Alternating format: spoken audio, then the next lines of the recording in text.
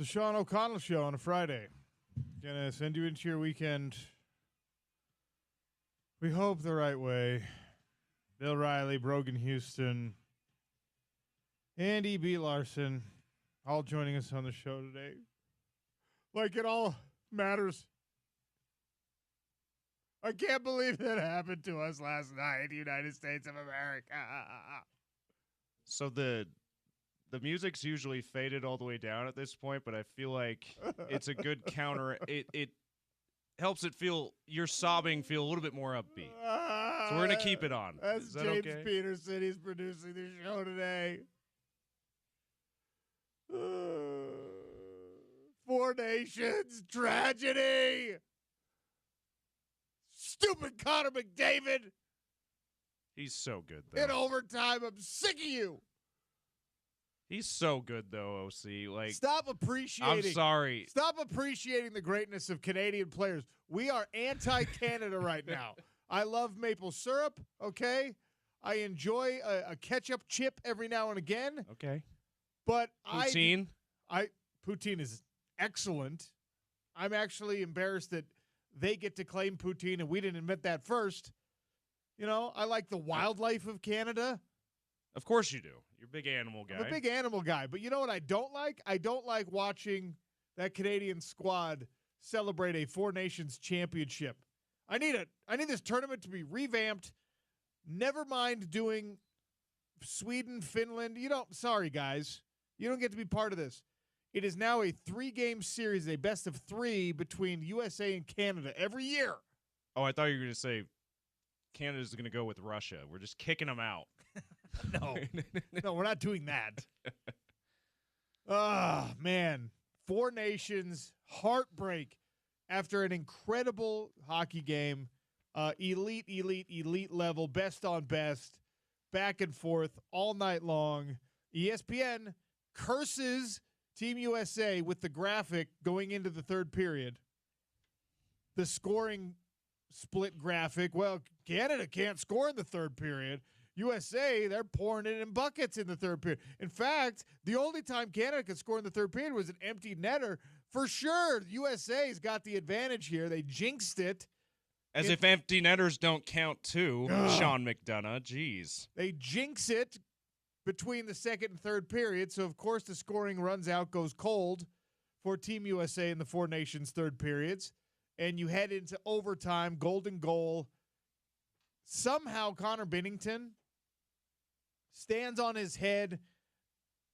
The dude was absolutely otherworldly in that first 3 minutes of overtime where Team USA was just gunning.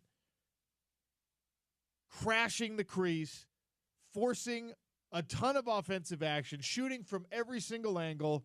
And I've said this before. All over the point. I know hockey terms too, OC. I've said this before, and I will say it again. There are two positions in pro sports where one individual, in team sports, I should say, where one individual can take over a game and change everything. We know the first position I'm talking about because this is the United States of America. And the guy who gets the girl, the guy who drives the fancy car, the guy who has the biggest contract is the quarterback in the NFL and now also in college football. The quarterback is the most important position in team sports, all right? I have said it a dozen times on air. You saw the proof of it last night in the Four Nations finale. The only thing that compares, and actually in some moments, in moments like that one, might even be more important than a pro football quarterback, is a hockey goalkeeper. If you have America's best, America's top line attacking you with multiple shots on goal. And they're inches away from you most of these shots. Like point maybe blank a couple feet away from you on some of these shots, and you are just in that zone like Binnington was last night, you can control the outcome of a team sport game more than any other person in any other position. We saw it happen with Canada's goalkeeper, and he won them that game. He survives the onslaught of that first 3-4 minutes of overtime, and then a couple of line changes for Team USA. dicey in a couple of those situations. Canada goes on the attack. They get the puck down there into a situation where you get Connor McDavid, who is arguably the best player on earth right now, in front of the goal with a perfect look, a perfect opportunity, a little one-timer, and a golden goal. Canada wins. And I desperately wanted to be a good sport about it. I wanted to be like, you know what? Hockey's their thing. They're the better team. They're the better Whatever. team. They've got a bunch of dudes on that. I mean, you've got Sidney Crosby, Nathan McKinnon, and Connor McDavid, who represent arguably, like, if we're doing little mini generations, like best player every 5 or 10 years in the NHL, they're all on the Canada squad. Maybe McKinnon is not. Maybe you can't put him in this category quite yet, but he's certainly has this trajectory. Hall of Famers, not just some of the best players in the league today, Hall of Famers. Right. Like, certainly McDavid and Crosby, and I don't know enough. I know enough to know that McKinnon's is one of the best players in the league now. I don't know enough if he's historically good enough to be considered a future Hall of Famer yet, but he's on his way, right? And he was awesome last night for them too. That first goal of his, where he just looked like he just casually slapped that thing sideways shot, and it went through like 6 people and past Hellebuck for that first goal. I mean, he was awesome too. Hellebuck had a great night, had a great he tournament. Did too. Yeah, it wasn't a terrible night for him either, I wouldn't say. I thought he had some really good moments. He just let one more in than Binnington did. I mean, so I'm looking at it. So Sidney Crosby is going to be a Hall of Famer. Brad Marchand is going to be a Hall of Famer. Connor McDavid is going to be a Hall of Famer, definitively, in the NHL. On the defensive side of things, I think Makar's going to be a Hall of Famer by the end of it. And Binnington has now won a Stanley Cup and this Four Nations.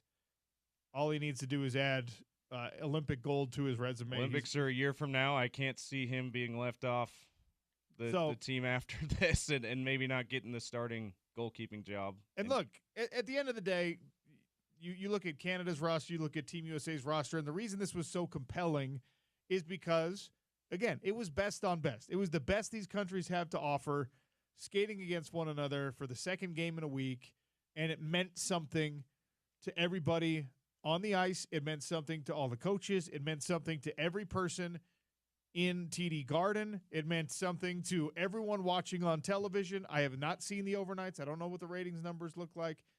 This thing was talked about. It was the impressions on social media have to set some type of hockey or NHL record. This was hockey's moment, okay? This was wonderful. It sucks that Team USA came out on the wrong end of it. It really does. It ripped my heart out watching it. And you know what? Don't be sad that it's gone. Be happy. Cherish the fact that it happened or whatever. This is an all-star game. This is an all-star weekend. Every other pro sports league, as we've been talking about for a week, has kind of like stumbled over themselves to try to provide some half-assed product in this. And the NHL came up with this scheme that was not universally accepted and not universally praised when it was introduced as a scheme.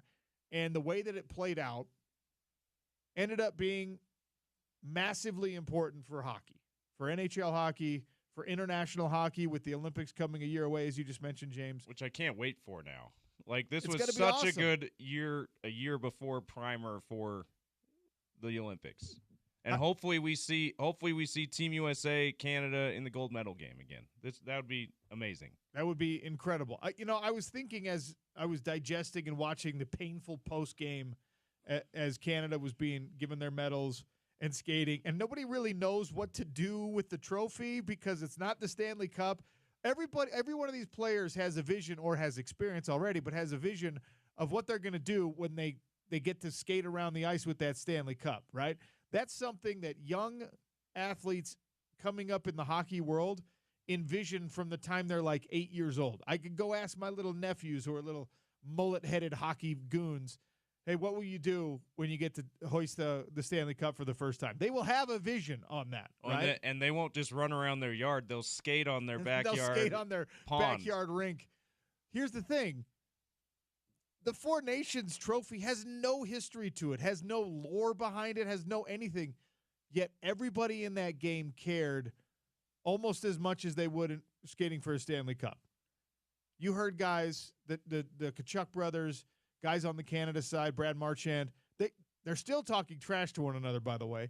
And they talked, Sidney Crosby immediately post-game was asked, like, what did this mean to you? He's like, look, we haven't been able to skate for Canada. I haven't been able to wear Canada on my chest.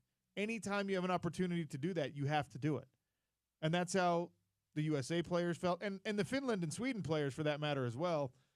So this was a genius, well-executed, beautiful, wonderful, amazing competition in the middle of an NHL season that now, like, if you are the Florida Panthers, all right,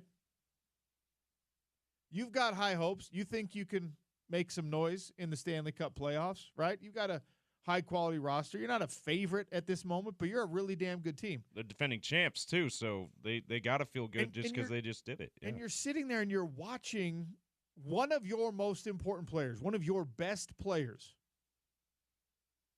struggling his way through 2 periods of hockey and then having to sit for the entire third period in Matthew Tkachuk, okay? One of the Team USA's most important players, one of the Florida Panthers' most important players.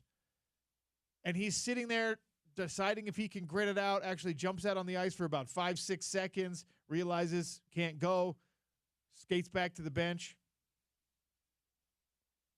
Now zoom out and put any other pro athlete in that exact position. It is a quote-unquote meaningless, it's an all-star game if you want to do college sports. It is the Las Vegas Bowl, all right?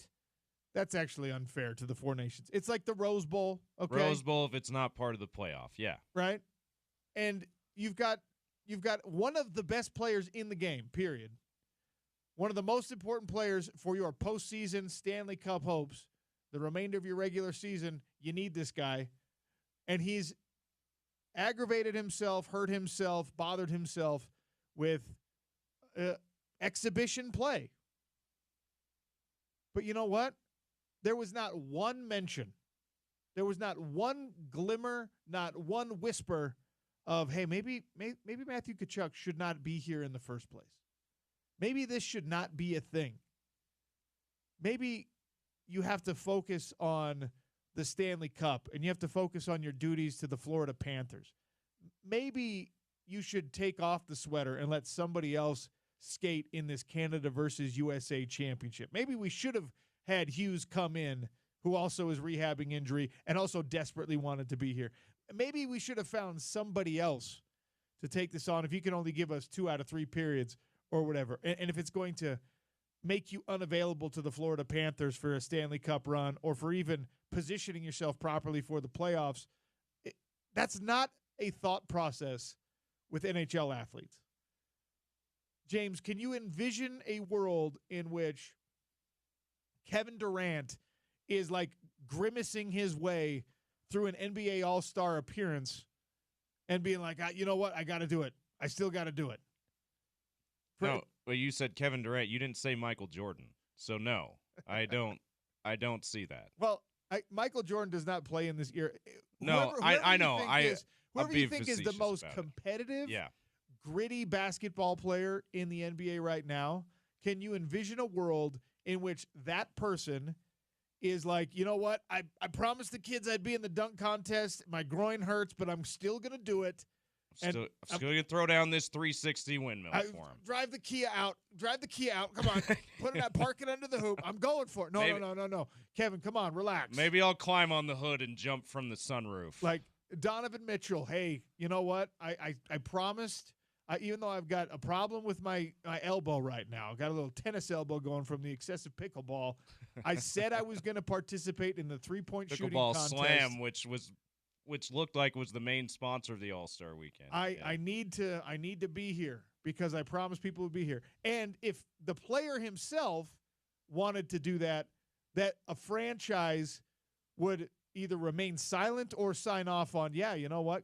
Because that is the big difference we're talking about here. That is what I think, hopefully, now that this took center stage and captured national media attention, I hope if there's a lasting impression from this, if hockey can seize on this moment, even if it's not like increasing television ratings exponentially, even if it's not you get double the merchandise sales or whatever, hopefully if nothing comes from this except for people realize hockey players give a bleep.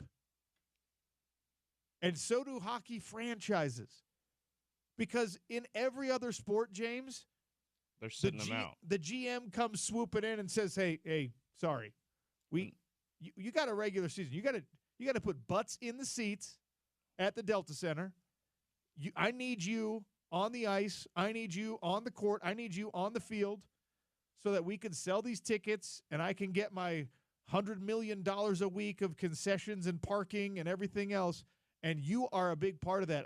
I don't want you sitting out the rest of the season because of some meaningless exhibition game." Yeah, and there's a reason I brought up Michael Jordan's name. Not because I didn't do it to be unfair comparing eras like that. I did it because Michael Jordan was a guy who, in every exhibition game, including all-star games, he took it seriously that the whole world, everybody in that arena, and everybody watching on TV were watching for him. Yeah.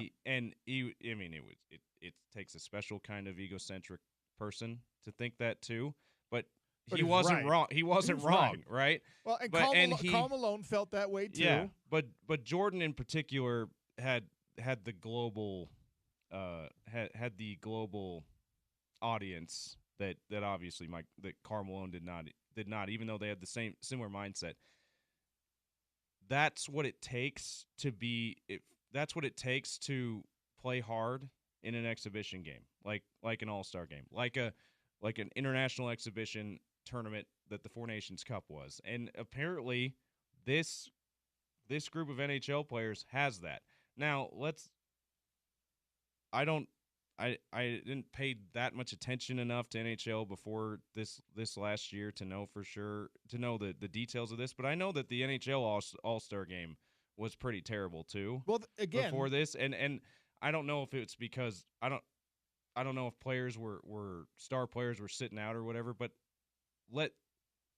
I also think let's not do revisionist history and think that these NHL players always play hard in exhibitions, because clearly they went away from the All-Star game. We're living for in the moment right now, James. We're talking about what's happening right now. But, I don't give a about what happened a couple of years ago in the NHL All-Star game, because this is a time right now where pro sports, and especially the NHL, but pro sports, Major League Baseball and ESPN are divorcing. Yeah, which just a little inside baseball, literally for us.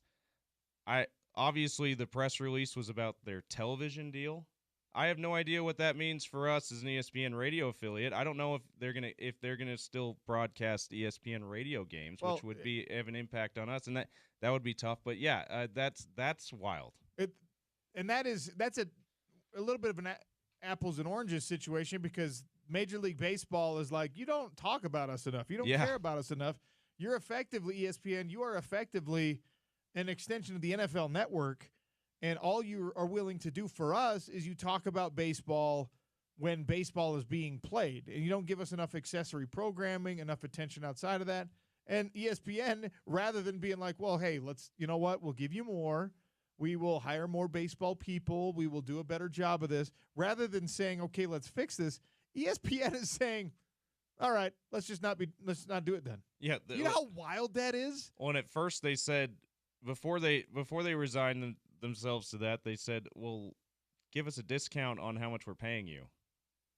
Exactly. And then they're like, okay. Then baseball was like, okay, we'll just won't do this anymore. And so what ESPN is doing is ESPN is saying it's not worth the money we're spending on you right now. And that's part of why we don't talk about you enough. And the Major League Baseball is saying, well, the money you're giving us is not worth our product slowly withering and dying. And that's exactly what's going on right now or what was going on right now, I hope I can say, with hockey and their ratings, what is going on gradually with the NBA, what is going on with Major League Baseball. The only league that is thriving where it wants to right now is the NFL when we're talking about the pro leagues.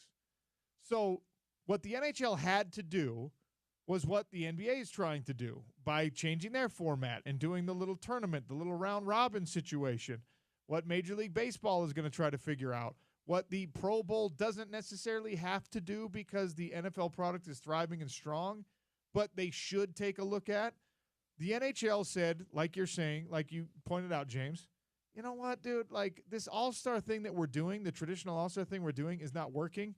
Let's give the fans something that will matter to them.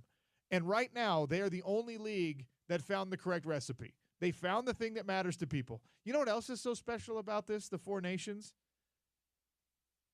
There's at least two nations who were not invited to participate, who didn't get to have their fun, who could field some pretty competitive squads.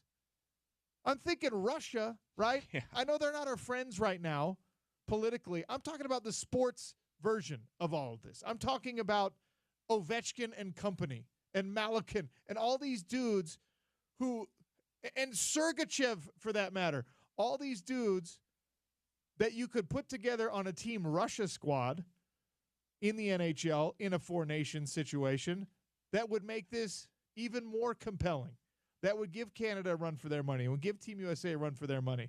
And again, guys would participate partially because that's what hockey players do, and partially because the opportunity to represent your country, to represent your nation is meaningful to all of these individuals.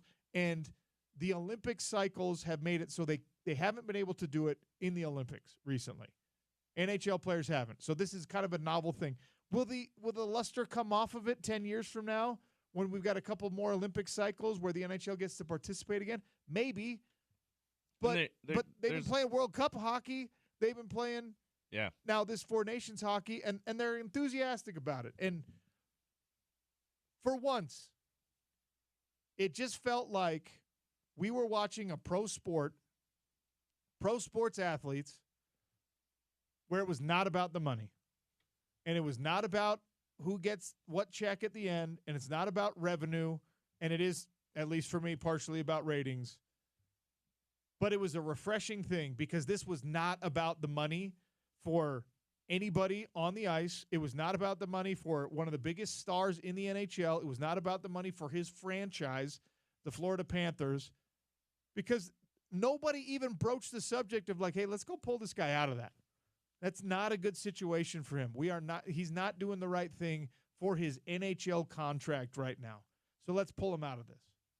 And the NBA wouldn't do it. If you decided,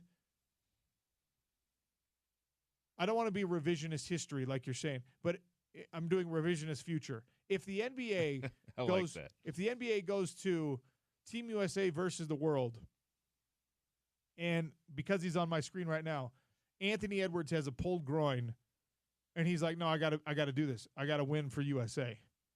The Timberwolves are gonna be like, no, you're not. Yeah. Load management, dog. Sit down. They probably will in that case. And I'd like to think that a guy like Anthony Edwards, as we're using as the example here, I'd like to think that he would have that kind of national pride to be like, no, I'm going to play even though I'm banged up. But I got to see it first with NBA players, OC. I got to see. I'm not convinced that Team USA versus the world is going to convince these guys going to motivate these guys to play hard in an all-star game either. I'm just not convinced about that. But until I see it, I don't know. And also, I got to see it consistently. We've seen one-off all-star games even in the last 5-10 years that people are saying there's never been a good all-star game. There's been a handful of good all-star games, but the next year they go back to not caring. Well, so look, we're all prisoners of the moment, so we very easily forget the times when you get 5 minutes in an all-star game where Jimmy Butler is just like, you know what, this is BS. Let's go. Let's play some real basketball. Like, I don't want to just like make this crap on the NBA. Yeah. The NFL cares less about its All-Star weekend than anybody. The Pro Bowl was never good. The Pro Bowl. NBA used to be good. Right. On a consistent basis. Baseball, I don't think has been that great either lately, but that used to always be good too. It's just it's not an NBA specific problem. Rather than like even pointing the attention at the other leagues, I want this to be a thank you to the NHL for still being a pro sport, and to NHL athletes and coaches and even executives for still being a pro sport that gets it, that understands what they're here for, to entertain, to represent their communities, in this case, to represent their countries, to give people what they want. Like, maybe it works 1 year out of 4. Maybe it works today and yesterday, and when you throw like the Czech Republic in it next year, they're like, they don't skate well and it's less enthusiastic. Or Canada has a couple of injuries and you don't get these epic matchups. But we got it. We got 3 fights in 9 seconds the first time these two teams matched up. Last night we got nearly flawless, beautiful hockey for 3 periods, and then you got the extra, you got the bonus hockey where Team USA dominated overtime, as the texts are coming in,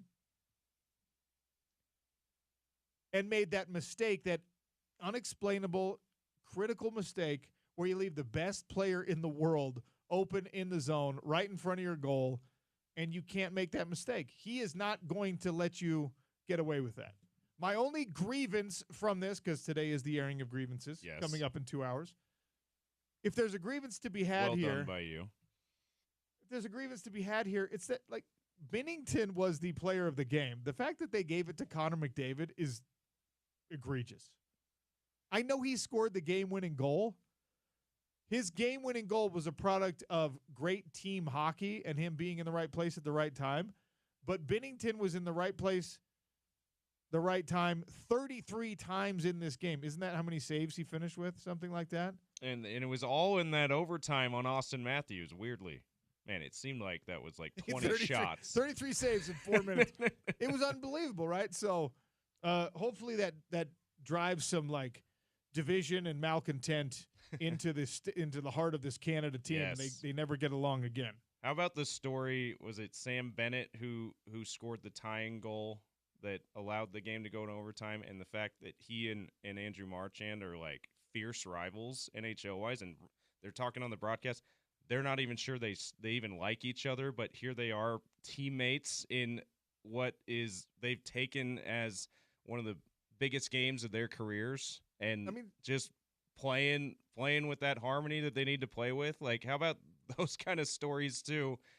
Like, that only happens in international play in sports. You can be fierce rivals, hate the other guy's guts, but we're playing for our country right now. That was sweet too. It's like if in Major League Baseball, a pitcher and a hitter, like the pitcher had thrown at the hitter's head twice, the hitter charges the mound, right? Donnybrook ensues, and then the next week those guys are playing on the same team together. Yeah. It's the equivalent of that. And in hockey, they just make it work. A love letter from hockey to Canadian and American fans unfortunately ends with a Team USA loss last night. We are inconsolable. We are here to hear you out, to stretch you out on the psychiatrist couch. You can get it all off your chest, 877-353-0700. If you've got any non-icing calls, grievances, or too many men on the ice, penalty calls, grievances you want to air to, we got you at 1:32. We'll air the grievances 2 hours from now. Show today and every day is brought to you by Les Schwab Tires, wheels, and accessories for whatever you drive. Stop by your local Les Schwab today. The pros there will get the job done right the very first time. Bill Riley going to join us next. Utah men's basketball discussion. I know he has some thoughts on Four Nations. The voice of the Utes in 3 minutes on ESPN 700, 92.1 FM.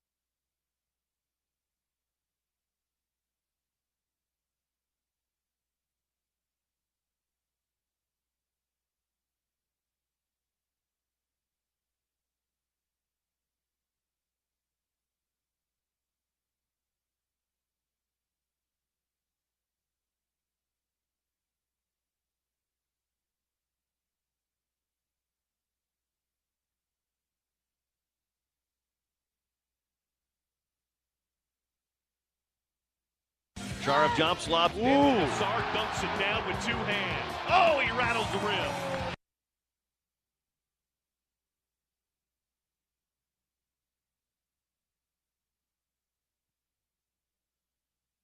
All those basketball highlights we play are courtesy of our friends at Utah Sports Radio Network. Bill Riley, Sean Mooney on the call. When you hear Utah men's basketball team, they're back at it in Orlando against UCF on Sunday, 1:30 pregame, 2 p.m. tip, right here on your home of the Utes. Our conversations with Bill Riley every week are brought to you by our friends at Advanced Window Products, $2,500 off, 10 windows or more. 801-850-9100. Bill Riley joins us now on the Sean O'Connell Show. Welcome, Bill. How are you? Sean, I am great. How are you? I'm doing all right. Did you try to get a little Miracle on Ice going last night? Were you in front of your television set after the Craig Smith coaches show for the Four Nations? That was great. I had a great hockey game last night, till the end, of course, but great hockey game. Yeah, it was unbelievable. A lot of fun to watch. We've been talking last 20-something minutes about what a moment that is for hockey, and the fact that the NHL made a decision to go to a different all-star format. Can something similar to this work for other leagues who are all seemingly trying to revamp their all-star performances? Maybe the NBA. Maybe baseball. I'm just trying to think of all-star games that have. I mean, if you're going on the country format, I don't know if you saw PK Subban's rant yesterday. I loved it. ESPN. It was great. I mean, he's spot on. The NBA doesn't care. Hockey players care. Baseball, maybe they would care. That's a loss leader. There's no sense in playing. Football's too violent a game. Those guys, there's no sense in any of that. But for baseball or basketball, maybe. The baseball game's still okay because it resembles something. But if you wanted to go to something maybe that resembled that, maybe you'd get Latin America, North America. I don't know what you would do there, Caribbean, whatever it might happen to be. Maybe you could do something like that. Play 4 or 5 games over the course of a week. It's such a long season. Maybe you could do it. The NBA's just got a care about it problem, and I thought Subban was so spot on. Watching the looks on Udonis Haslem and Bobby Marks' face while he was ranting was great. 2 guys that are invested in the NBA, but I think they could. Will they? Do people care enough? Do those guys care enough? I don't know, but I think the NBA could certainly do something like that. I'm with you on the NFL not really needing to even do a Pro Bowl situation because, first of all, they don't have the same viewership ratings, revenue concerns that these other leagues have. Right. But if you could could you get pro players to care if you said, all right, and NFL guys, we're going to divide you up into SEC, Big 10, Big 12, ACC. We're going to – because you can't do 4 nations. You could do 4 conferences, Bill. Yeah, I guess. I don't think the football guys are so physically and mentally beat up by the end of the year. That's the other thing. They do the Pro Bowl at the end of the year. They're doing these other all-star games in the middle of the year. I don't think football's suited for it. I just got done watching the Netflix series on the Olympics last year, the gold. That was very well done on the basketball in the United States, and they featured Serbia, the U.S., Canada, and France. I think you could do something with the NBA All-Star Game because those guys were invested in it because they did not want to again, it's not gold medal, but maybe nation's pride. I think you could do something like that. Baseball would be the intriguing one for me. Again, it's a long season. It's a season that you could probably cut some games out of the middle and play like a little mini tournament, kind of like what they do with that off-season classic they do from time to time, the World Baseball Classic. I don't even know if that exists anymore, the World Baseball Classic. But you do something in the middle of the year, that might be some fun. But hockey, I think, is perfectly suited for it, and I think we saw it all play out in front of our eyes. It was beautiful to see. Unfortunately, USA doesn't get the result. But we didn't bring Bill Riley, the voice of the Utes, on here just to talk about Team USA hockey. Utah men's basketball with its best weekend of the year. Win over Kansas, win over Kansas State. A little back-to-back situations, 74 points in each of these. And somehow, Bill, while shooting terrible percentages, just giving themselves extra possessions with good rebounding and some better defense. But they did not shoot well, really, from any spot on the floor in these games. Still found ways to win. What does it say about the progress they're making, if anything? I think it says they're making progress, Sean. I think it says that they guard pretty well. They didn't turn the ball over at a high rate, and they rebounded well. Those are making winning plays. They've done that in games, but they haven't done it maybe down the stretch of games. And they did it in the final 4 or 5 minutes against Kansas, and they did it in the final 4 or 5 minutes against Kansas State. Now, can they go out on the road and do the same thing? UCF, they're one of these teams, they're scary because they can score a gazillion points. They don't guard anybody really, but they're one of those teams on a given day can just jump up and get you. And so you're going to have to be dialed in and focused in there and do the things that count in winning basketball: rebounding, not turning it over, guarding at a high rate. They had a 7-minute scoring drought against Kansas. 7 minutes? And they had like a 5.5-minute one against Kansas State. The reason they were still able to win those games was they were doing those other things.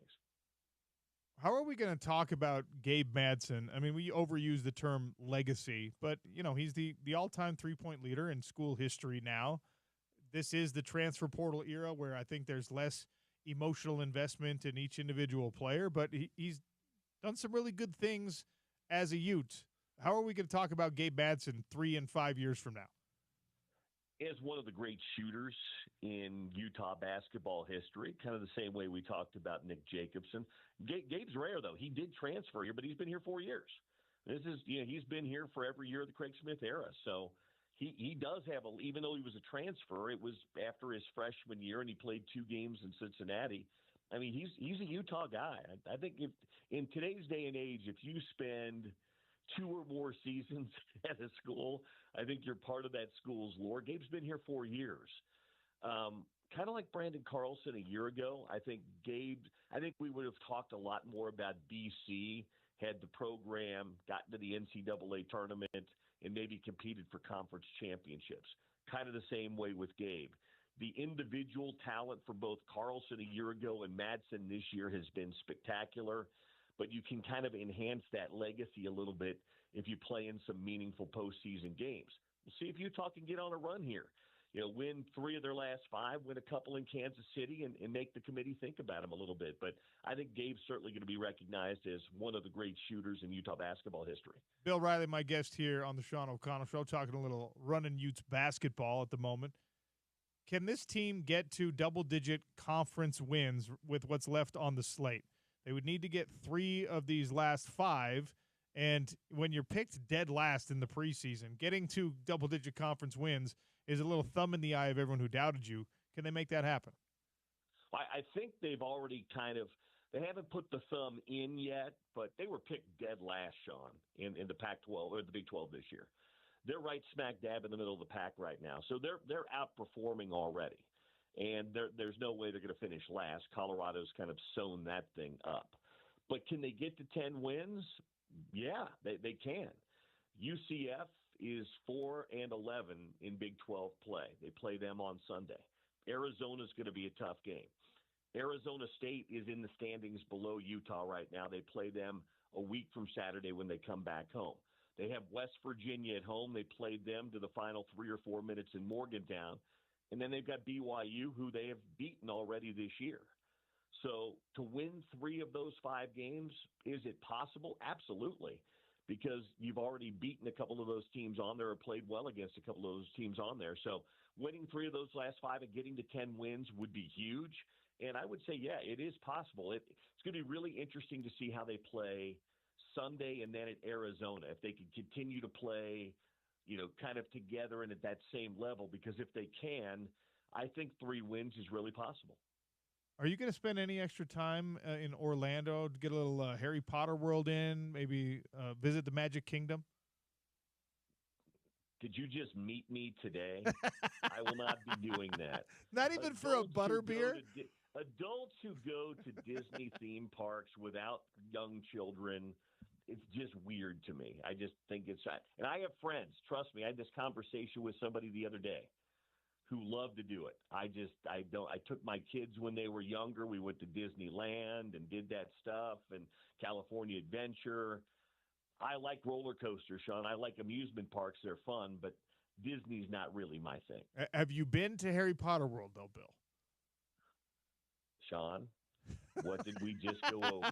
I have not been. That's new, isn't it? It's not been around for a long. That's pretty new, right? I mean, it's been around at least double-digit years. Like your kids are not old; they're grown now. But they, 10. Where's Harry Potter? Harry Potter World's not at Disneyland. It's at Universal. It's at Universal in Orlando.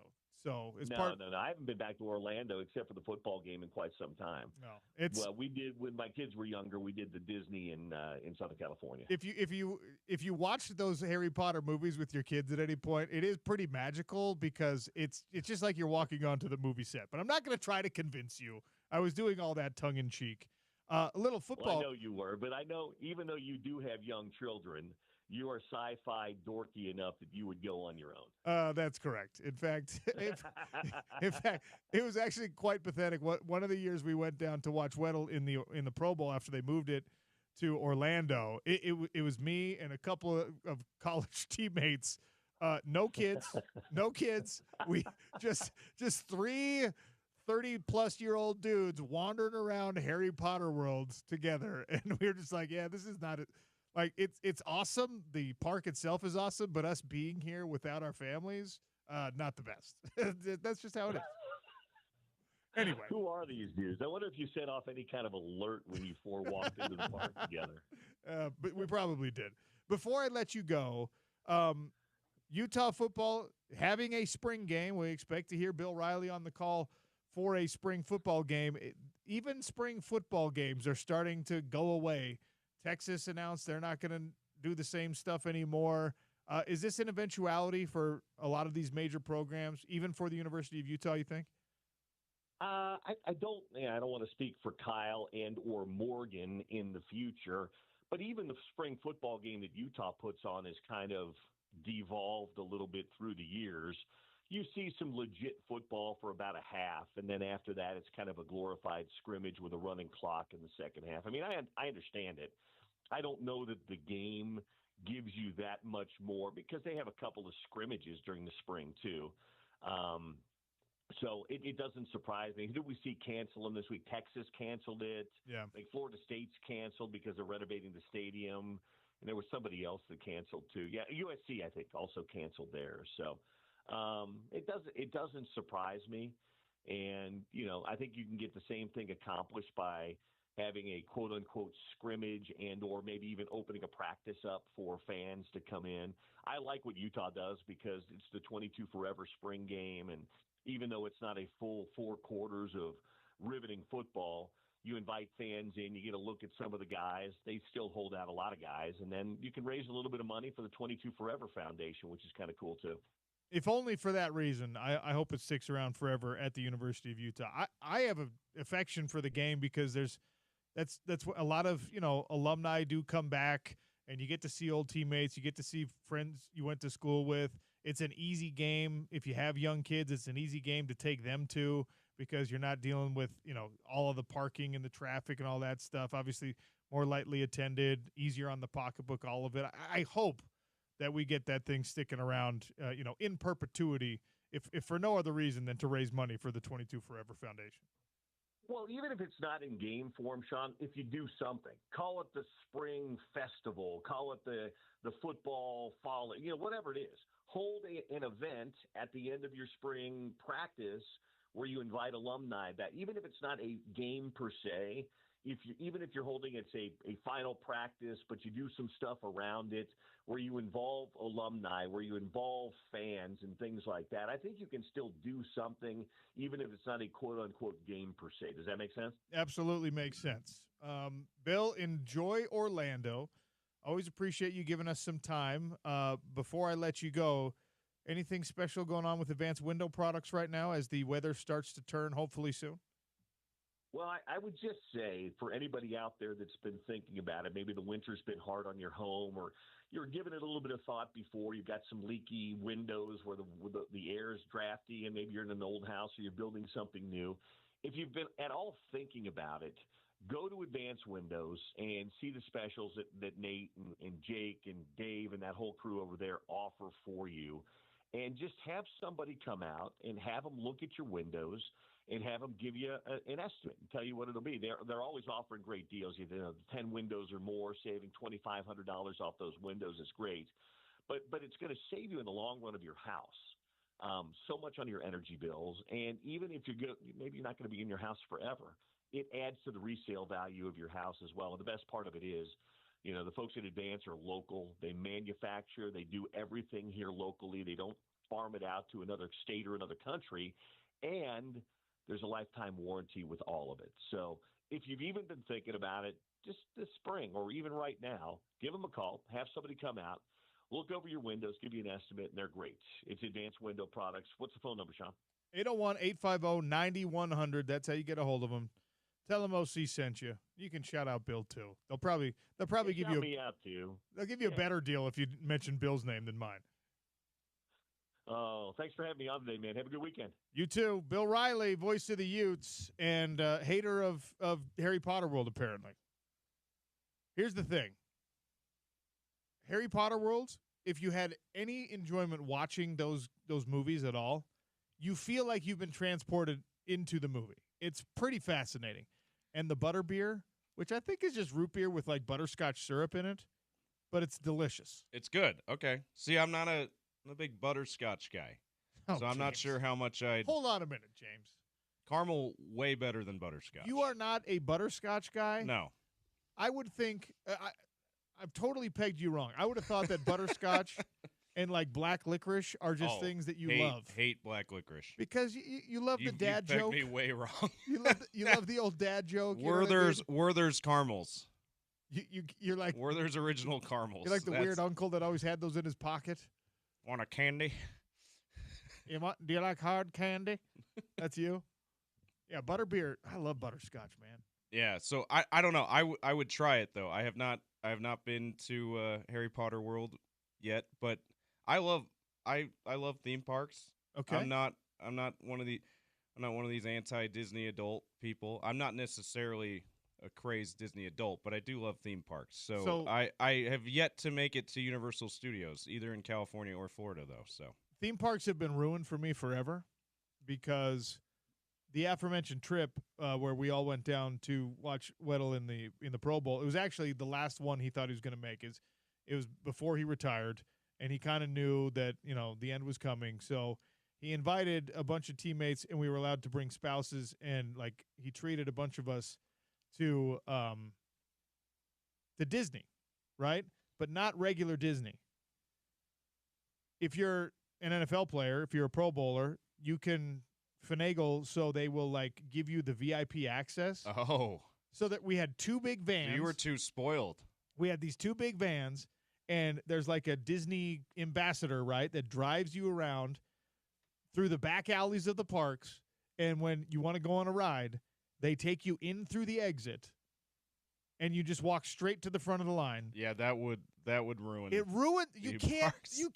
You can't experience, even with the Fast Pass. Yeah, you can't experience it ever again because there's absolutely no waiting, James. This was in Orlando where they have the four, right? They have like Animal Kingdom, Magic Kingdom, Epcot, all that stuff. We got to go to all four in one day. No lines. No lines. Yeah. So now I'm ruined. So there's the lesson, kids. Never cut corners. Always wait in line. No. You will never not appreciate. The lesson, kids, is have a friend who is far more impressive and successful than you who can get you access to these things. But just know that after never go unless you're with them. But never go again. No, I could see why they're ruined for you. And it was wild, too, because it was the Pro Bowl week. So that like all the Pro Bowl families, all the Pro Bowl guys were doing that. So you'd walk up to like, the front of this line, and there would just be these people, these peasants that have been waiting for an hour to get on the Avatar ride, and you're standing behind like Andrew Whitworth or something, and everyone's just staring like, who is that Sasquatch, and why does he get to go to the front of the line? No one was looking at me, obviously, but like Zeke Elliott standing there, and people are just like, what the heck? Why does he get to go to the front? Because he's in the Pro Bowl. That's why. Big thanks to Bill Riley for joining us on the show. Hot Lunch is next. Speaking of spring games, a lot of people are canceling them. College football is changing, and college football executives, they need a map, all right? I'm buying maps for everyone who makes decisions in college football. I'll tell you why next on the Sean O'Connell Show, ESPN 700, 92.1 FM.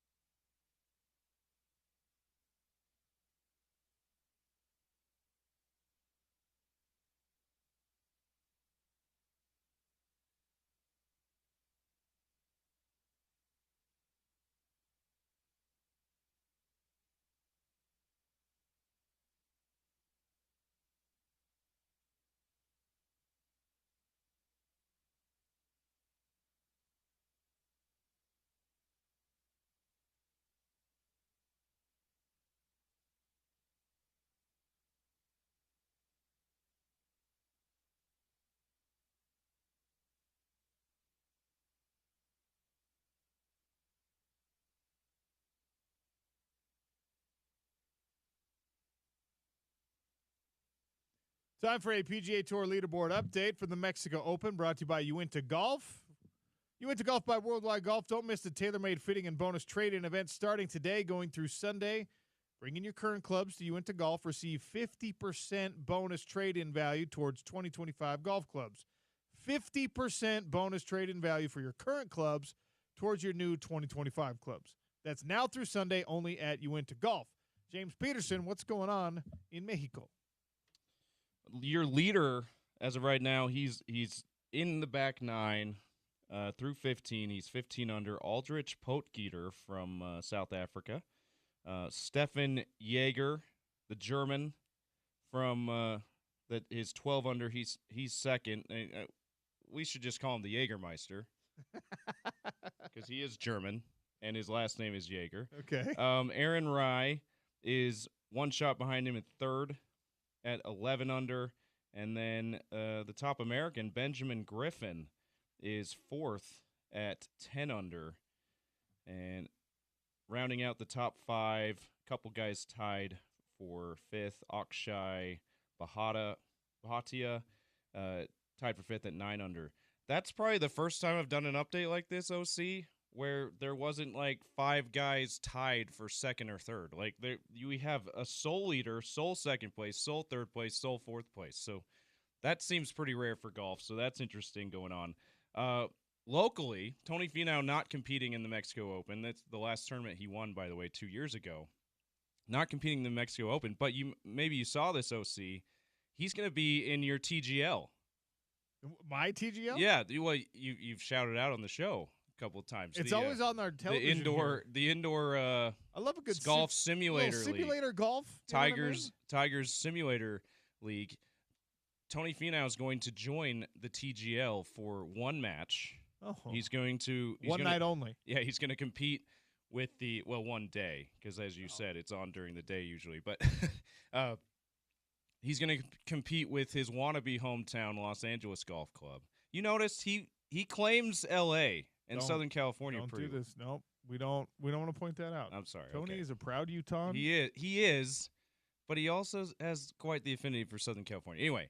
Los Angeles Golf Club. He's replacing Tommy Fleetwood. Tommy Fleetwood is out with some personal time, taking some PTO, if you will. It's the Fleetwood Mac reunion tour. That's it. That's what it is. Okay. Pre-existing commitments is the official word there. So the LA Golf Club has signed him for one match. If you're not familiar with TGL, they do the live golf thing, but much better, where they have teams and they do it on a simulator. This match will be Monday afternoon on ESPN2. So if you want to watch Tony Finau play some golf simulator in a really fun way, like it's a fun kind of alternate golf experience. That Tony Finau will be participating in. Alternate golf is the right way to put it. I don't know if you can be an actual golf fan and also a TGL fan, or if it's like if you're not necessarily a golf fan, you can kind of like it, because that's where I am. Like, I'm not I can't sit and watch golf on TV. I'll watch like the final round of the Masters, but not even the whole round. Yeah, that's kind of how I am too. I'll keep an eye on major tournaments. I'll pull up the leaderboard, but I won't be, especially for these updates, I'm pulling up the leaderboard. But the TGL is like, I think, too far away from golf purists. It's a bastardized version of the game that they don't like fully appreciate. But if you're like me, a person of short attention span and no love for golf in its purest form, you're just like, hey, this is kind of cool. There's lots of flashing lights. Yeah, there's in flashing the arena. Lights. Hey, look, there's lava. There's red lava on that particular hole. Golf, PGA Tour, Live, whatever. You want my viewership time? You want my fan dollar? Give me a course with red lava. All right? And if you want to top TGL, make it real red lava. Yeah. Yeah. Yeah. Well, I mean, you would have to, right? Because give me some actual lava. Give me some actual little lava. Element of danger. Make sure there are alligators in all the water hazards. Yeah. Then I'm watching. Absolutely. All right, PGA and Live Golf, by the way. They could. There's a lot of exotic animal collectors in the Middle East. You could like in Saudi and in the United Arab Doc Emirates. Antle, is he Dude. Is he funded or is he invested in the SIF? They all have, well, not all, but a lot of people there have like menageries. They got giraffes in the yard. They got lions in their car. I mean, come on, you could do it. You could make it more interesting. Live golf. I don't know about the PGA. Yeah, I was gonna say, Live started with this. Hey, we're gonna be the alternate golf experience. We're gonna play one less day. We're gonna have teams, but it ended up just being real golf, just one less day kind of thing. And also the problem with not being able to find it on traditional TV. Yeah, that's an issue. That's an issue. TGL goes, no, we're not going to be like regular golf at all. That's the way Live should have approached it, right? If they really wanted to be the alternate golf experience, like be an alternative to real golf then. The thing is, they didn't have to innovate because they just had money. Yeah, they just had money. They were just like, they just well, bought players. we kind of don't even care if it's profitable. Like, here's a few $100 million. You want to come play here? And so the best guys in the world were like, yeah, cool. I'll do that. I wonder if it would work with any other sport. I mean, it's worked with soccer, and it's worked with golf for them. Could they get, like, I don't know, Cooper Flag? They're just like, hey, we want you to play in the Middle Eastern Basketball Association instead. He's like, okay. The MEBA. Let's go. All right. Amoeba. Overtime here. Brogan Houston is going to join us next. Talk a little hockey. Yes, we will touch on the heartbreak of the Four Nations final. Team USA loses in overtime to Canada, but Utah Hockey Club is back in action tomorrow. So we got to get to some of that as well with Brogan Houston. It's ESPN 700, 92.1 FM. You're listening to the Sean O'Connell Show.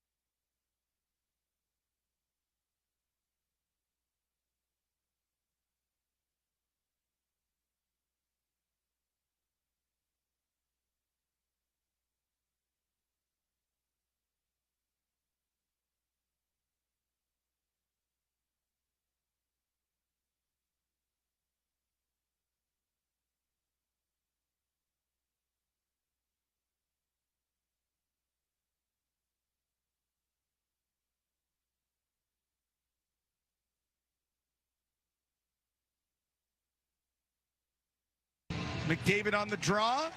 Takes the shot. It actually went forward. Makar behind the net. Set play. McDavid scores! Connor McDavid scores the goal. Team Canada wins 4 Nations gold.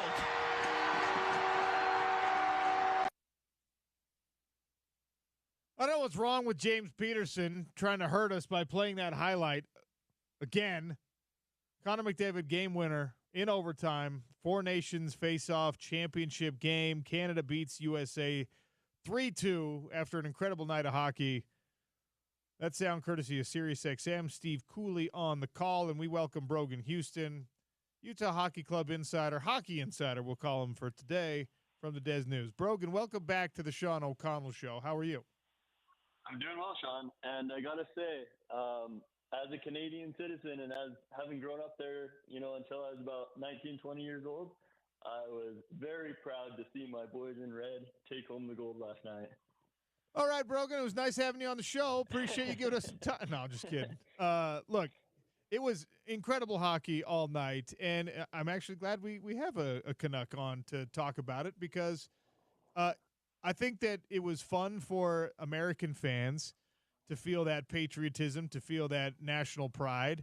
But this is Canada's game, so heading into the night, what was the sense of urgency? What was the nervousness? Because, Canada hockey is life for you Canadians. Yeah. So what did it feel like going into a game where it was a pick'em, I think, when the puck dropped? Yeah, no, that's exactly it. Like you said, hockey is life. And people are trying to separate the hockey from the politics. I know this isn't a political show, but that is a massive undertone of this game. Just all the tension that's been going on between the U.S. and Canada and Trump and the tariffs and even like threats of annexation. Is that a word? And so, there's that whole undertone. And for Canadians, this was more about national pride than it was about a gold medal or a trophy or a hockey game or anything like that. This was, hey, we still are relevant in something.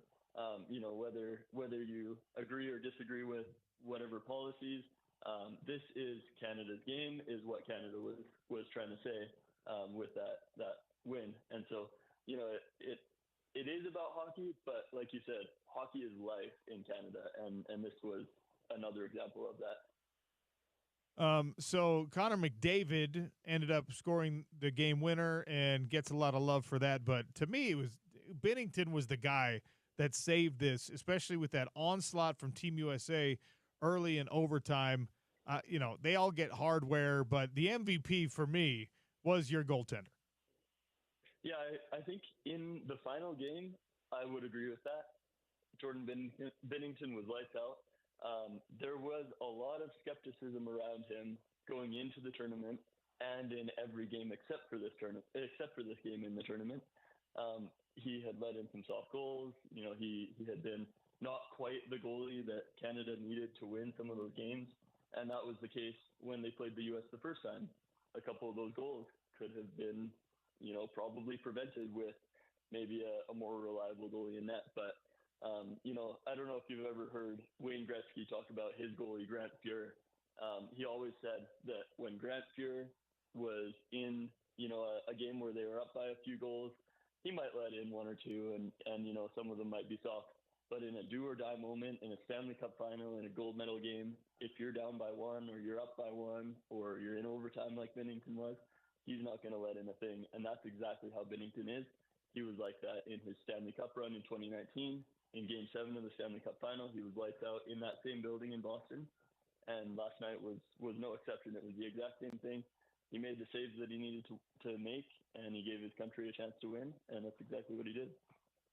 And Canada takes home the gold here in the Four Nations. It's wild because, 2 weeks ago, we weren't even sure how much we were going to care about this thing. I think because we weren't sure how much the athletes were going to care about this thing.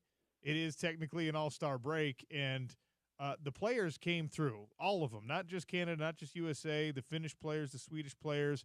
Everyone was really invested in this. I was talking about earlier on the show, the fact that the organizations who allow their players to go out and do this exhibition in a very physical game with a Stanley Cup playoff race ramping up even as we get back to NHL hockey this week.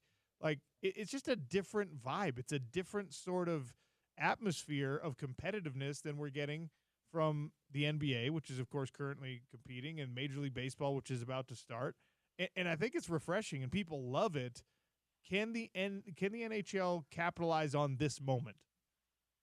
Yes, absolutely. I think that, like you said, this is a tournament that non-hockey fans started watching, and that hockey fans, or that people around the world, whether they're hockey fans or not, they cared about this. Like you said, I think people were kind of doubting the NHL in this instance. They haven't necessarily done the best job at tournaments like this before. There was the 2016 World Cup where, it was, people cared, people watched, but it wasn't forefront in anybody's mind. It was just kind of this sideshow that was going on. And then the last few All-Star games in the NHL, just like the NBA, nobody cared about them. Last year Nikita Kucherov famously was not even trying in the All-Star skills competition, even though there's $1 million prize for the winner. He was, playing as if he was on a pond hockey playing shinny or something. And so, it was something that the NHL really needed to market the game. And I think it's no coincidence that now they're committing to going to the Olympics every time now, and they're bringing back the World Cup of Hockey to do it every 4 years. So now we'll have best on best international hockey every 2 years for the foreseeable future. I don't think that's a coincidence, and I think it's amazing for the growth of the game of hockey. Brogan Houston, my guest here, Utah Hockey Club insider from the Des News. We're talking Four Nations at this moment right now. So we're a year-ish away from when, international hockey and the Olympics will include the NHL players like you were just talking about. How much does what we watched last night set the tone for the next go-around where these guys get to put on a Canada sweater and a USA sweater? Yeah, you know what? I was texting some of my American friends last night. I had the chance to, get at them a little bit after they had made fun of me a little bit after that first Canada-U.S. game. And so, we were going back and forth a little bit. And one of the things that they kept saying to me was the Olympics are 350 days away, 349 now. So that's exactly it. This is kind of the appetizer, if you will. Like, this is like getting people interested in hockey. And the next one, Olympic gold, means a lot more. Connor McDavid said it in his post-game interview last night on ESPN that, this is cool to win this tournament, but the Olympics, the gold medal, that's what you really want. And so, it'll be big. Make sure to have whatever TV subscriptions you need for the Olympics next year, because it's going to be big. How similar is the Canada roster going to be for those Olympics, and how similar is the Team USA roster going to be for those Olympics, do you think? That's a good question. I think that both teams kind of realized that they don't necessarily certain guys. And so in the USA's case, it was obviously Chris Kreider. You can make a case for Brock Nelson, JT Miller, a couple of those guys that, they were kind of there because their their team GM with the Rangers is the assistant GM with Team USA. And I think that there were a few players like that on Team USA. Team Canada had the same thing with Brandon Hagel and Anthony Cirelli and some of these other guys. That their head coach in Tampa is their head coach with Team Canada, and so he brought his guys with him. So I kind of think that both teams realize, like, hey, do we really need, 6 guys that can kill penalties? No, we probably don't. Would it help to have an extra couple guys that score a point per game or more in the NHL and have them on this team? Maybe guys that can also kill penalties, like the guys that can do both. And I think that's what people are going to look for in the next tournament for these rosters. All right, let's get to some actual Utah Hockey Club news. There was a little bit of crossover during Four Nations. Obviously, a couple of guys on the Finnish squad wear Utah Hockey Club sweaters for their NHL duties. And Olli Mata assisted on a goal, played pretty well. Välimäki was a scratch. Both guys expressed eagerness to get back to Utah Hockey Club play, to get back to the NHL, get back to a chase for, we hope, a wild card playoff spot. What kind of benefit did this Four Nations break provide for those two, and maybe more importantly, for the rest of the roster? Well, yeah, first off, I feel kind of bad for Juuso Välimäki. He was the most excited of the two, Utah players that went, and he didn't even get to play in a game. Felt bad for him. He was even breaking in his equipment for a week before even going to the tournament. He was wearing his Finnish national gear at the Utah practices just to be able to break it in. That's how excited he was. And then he didn't even get to play in a game. So, I feel for him. But Olli Mata, like you said, he played really well. I think people started to notice him a lot more. I asked him about it yesterday after practice, and he said he doesn't really pay attention to that kind of stuff. And, lots of players are like that in hockey. But I do think that he kind of showed that he's no longer this seventh defenseman that he was in Detroit. He's now a legitimate top four defenseman, and he's shown that all year, and then he got to showcase it on the national stage. So it was really good for Olli Mata's game, and I think Juuso Välimäki, it was at least good that he got to go. Now, as far as the break goes and kind of getting that taste of competition, I think you're exactly right that these guys, whether they were on their respective teams or not, they were watching this. Oh, hey, like this is playoff intensity. This is what we're trying to get back into. And so it probably reminds them a little bit more of why this playoff chase that they're currently in is so important. They've got two really big games coming up tonight against teams that realistically they could be drawing for positions in that wild card spot with those two teams. And so if they can get 4 points this weekend, they'll be in a really good spot to make the playoffs. And then, we'll see how the intensity is after that. We had another hockey guest on yesterday. I asked this same question. I wanted your thoughts on it. For Clayton Keller, who was a snub for this Team USA roster, to sit back and watch his national squad lose in overtime to Canada, is that a more desirable outcome, knowing that, like, hey, I could have been there and I could have helped them, and I'll do that for the Olympics? Or would it have been harder for him to watch had they won it without him? So I didn't ask him specifically that question yesterday, but I did ask him, who are you cheering for? And he said, Team USA. And I think it's kind of back to that national pride thing. The Canadians are all cheering for Canada. The Americans are all cheering for USA. Doesn't matter if they were on the team or not.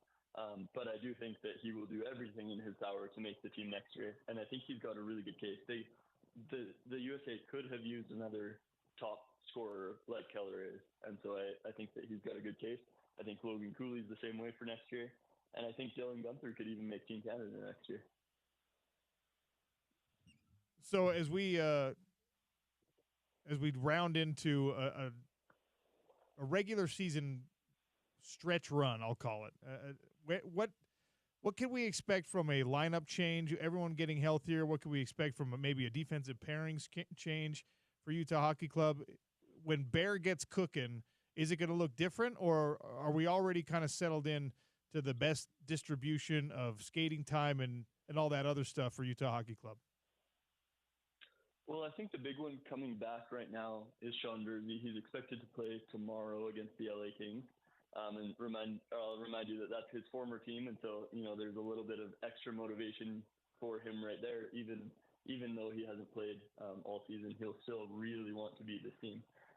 And so I think he'll probably kind of do the same thing that John Marino did when he got back into the lineup, where he'll play a little bit of maybe power play 2 time, maybe a little bit of penalty kill 2 time. He'll probably play top 4 minutes at even strength. It looks like he's going to be playing with another former LA King, Olli Mata. And so I think that he's really the big one to pay attention to tomorrow. He'll get all the headlines, and he'll be the big story. Logan Cooley looks like he's still not ready to come back. And so I wouldn't expect him tomorrow. Bear said he could be good to go. He's day to day, but I don't expect it. And so that one, they'll keep the same rotation that they've got. Josh Doan has looked really good, so I don't see him going anywhere. And then in net, Karel Vejmelka's been sick a little bit. Connor Ingram is day to day. They're saying with an injury, but he's practiced fully this whole week, and so I anticipate that he would be in. So as long as Vejmelka's healthy, then the goalies should be stable, and I think they're good to go. You are allowed, next time we speak to you, to revise the answer to this question based on results between now and then. But as we get back to the NHL regular season, is this team going to be in the wild card picture when the final puck is dropped? Yeah, well, that is a $1 million question. I might need to revise it, but I do think that they're in the wild card picture right now. So they're 6 points out. They have 2 teams to jump ahead of, but anything can happen. It's only 3 games to get to that point, and if Vancouver and Calgary and LA lose a few games, they could be right there. So I'm going to say yes for now. I'll take it. Enjoy the weekend. Thank you for giving us some time today. Glad the technical difficulties didn't repeat themselves. Great talking to you, Brogan. Yeah. Okay, likewise, Sean. Have a good day. Brogan Houston, Utah Hockey Club and Hockey Insider from the Deseret News. Double agent as a Canadian coming on the show right after Canada beats Team USA in the Four Nations. Sneaky Canadian assassination right there. Yeah. Hey, but you were right. We don't usually get the enemy's perspective, if you will, unless it's a red and blue segment. That's right. So it's nice to have a Canadian's perspective on what happened last night. Imagine the relief that Canada is feeling today, like collectively, the entire nation, where every one of them had their tweets fired up the same way we did. Every one of us knew what we were going to say about getting to take Canada's sovereignty because we beat them in hockey. We all were going to crack that bad joke, or at least I was. James probably wasn't. We did on the show a few times. Yes. And if you're Canada, if you're a fan in Canada, you're a player from Canada, if you're freaking Trudeau, he had his tweet fired up. He said it out in English and in French, right? He's just patting himself Boss move by him. He's patting himself on the back right now. You can't take our country and you can't take our game. He tweeted that out, okay? And I don't like getting political on this show, but there were political undertones here. So imagine how you're feeling if you're a Canadian today. The immense relief. Like, sure, there's joy. Sure, there's just like gratitude. But what you're feeling most, above all things, is relief. And you know how it is, all right, Utah football fans? You know how it is, BYU football fans? When there's all this trash talk and there's all these undertones, just knowing you don't have to apologize for the fact that your team lost is an immense relief. That you don't have to justify the reason they lost. You don't have to blame it on a referee. You don't have to give any kind. It's just like the most freeing feeling. You just say, yeah, we won, and that's all that matters. I can just point to the scoreboard and say that's all that matters. And especially in this moment in Canada and the fact that hockey is their thing. If Team USA beats you, you're a Canadian walking around in Toronto or Manitoba or Ottawa or whatever, and you have to go to work today knowing that Team USA beat Canada for the Four Nations Challenge, even though 2 weeks ago you didn't even know if you would care about this thing. You're probably just like, oh my gosh, they beat us in Canada, they beat us in hockey, and now that they want to take us, they want to take over our country. And look at when I open up social media, that's all these stupid American jokes.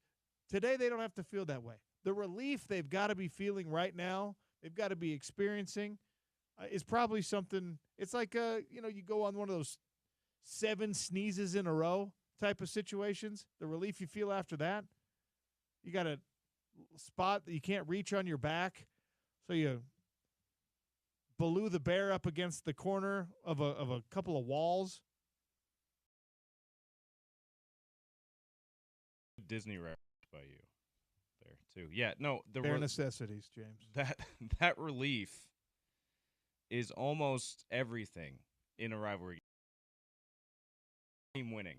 Dude, there are certain things in sports that I'll tell you this, the relief of winning a fight was as intense as the pride or joy or elation, because losing a fight is the most embarrassing thing in the world. You just feel so stupid to get beat up by another grown man in front of your friends, your family, random strangers, however many people are watching on TV. If you get to that level, it's so embarrassing. It's crippling, and you cringe about it for years. I still think about a couple of the losses I have, and I immediately have to chase the thought from my mind because it makes me cringe so hard with that self-shame.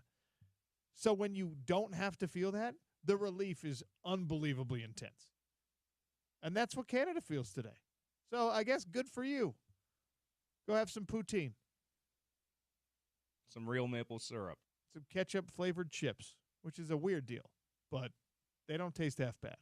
Yeah, I haven't had the ketchup-flavored chips. It's a very Canadian thing. I don't know why. I've heard of it, but I haven't had the chance to eat the ketchup-flavored chips. Yeah, everywhere you go. If I make it up to the Great White North, I'm definitely going to try them. There's also I do like ketchup. So. There's the ketchup-flavored ones, and then there's ones, I think they're called all dressed. Oh, I've heard of those. And it's like, I don't know, it's like everything. It's like salt, vinegar, ketchup, Worcestershire sauce. Like an everything bagel, yes, but in a chip. But in a potato chip. Interesting. All dressed. All dressed. Do they call them all dressed bagels too?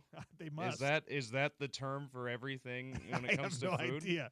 I don't know. We're going to have to ask Brogan next time he's on. Yes. We're going to have to.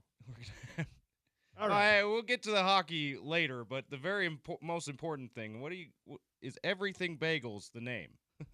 All right, some big changes coming to Major League Baseball. We referenced this earlier in the show, a divorce between Major League Baseball and ESPN. Yes, that ESPN television network. We'll tell you why. Also, another quote-unquote, this was called seismic change in baseball, and it's not what you think.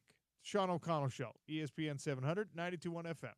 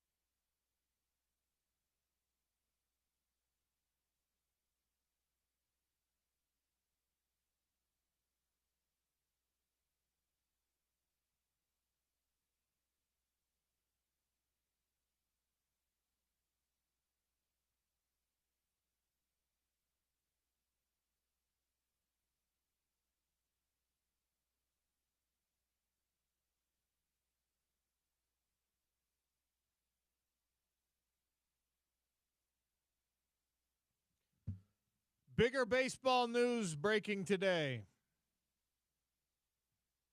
ESPN and Major League Baseball deciding to mutually agree to part ways after the 2025 season, or the fact that the New York Yankees, yes, those New York Yankees, are going to allow well-trimmed beards for their players.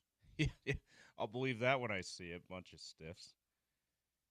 The Yankees, for those who don't know, still have this hilariously archaic Mad Men type dress code where you got to be clean shaven to be a New York Yankee. Yeah, it's BYU's honor code. It is, because I think mustaches are okay. I think it really is very similar to BYU's honor code. It's like aviation, as where far as hair, if you're a pilot, you can have a mustache but not a beard. Yeah, or aviation. Yeah, it's. I think that's part of why, if you're not already, if you didn't grow up a Yankee fan, you didn't like them. Other than the fact that you're like, I don't want to just be a fan of the team that wins all the time or whatever. I think it's the. I really feel like the weird grooming thing is something else that plays into why a lot of people don't like the Yankees. Oh, you're not. You can't be like the rest of us. Stuff. Well, the other, I mean, yes, you're right. But when you had, like, I guess Johnny Damon was the most famous. The beard was like his look. Yeah, the caveman. That caveman. Look. You look like you're in a He's playing Jesus. Natural History Museum. Playing Jesus. Diorama. Playing Jesus in Goshen.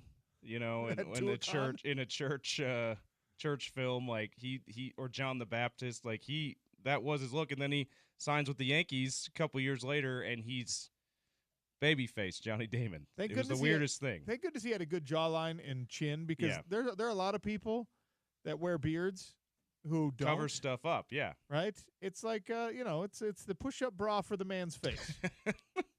You have a beard and it covers your weak chin or your double chin. Yeah, like, dude, I'm not disparaging any of you out there who are hiding your fat faces with beards. That's what I'm doing right now, okay?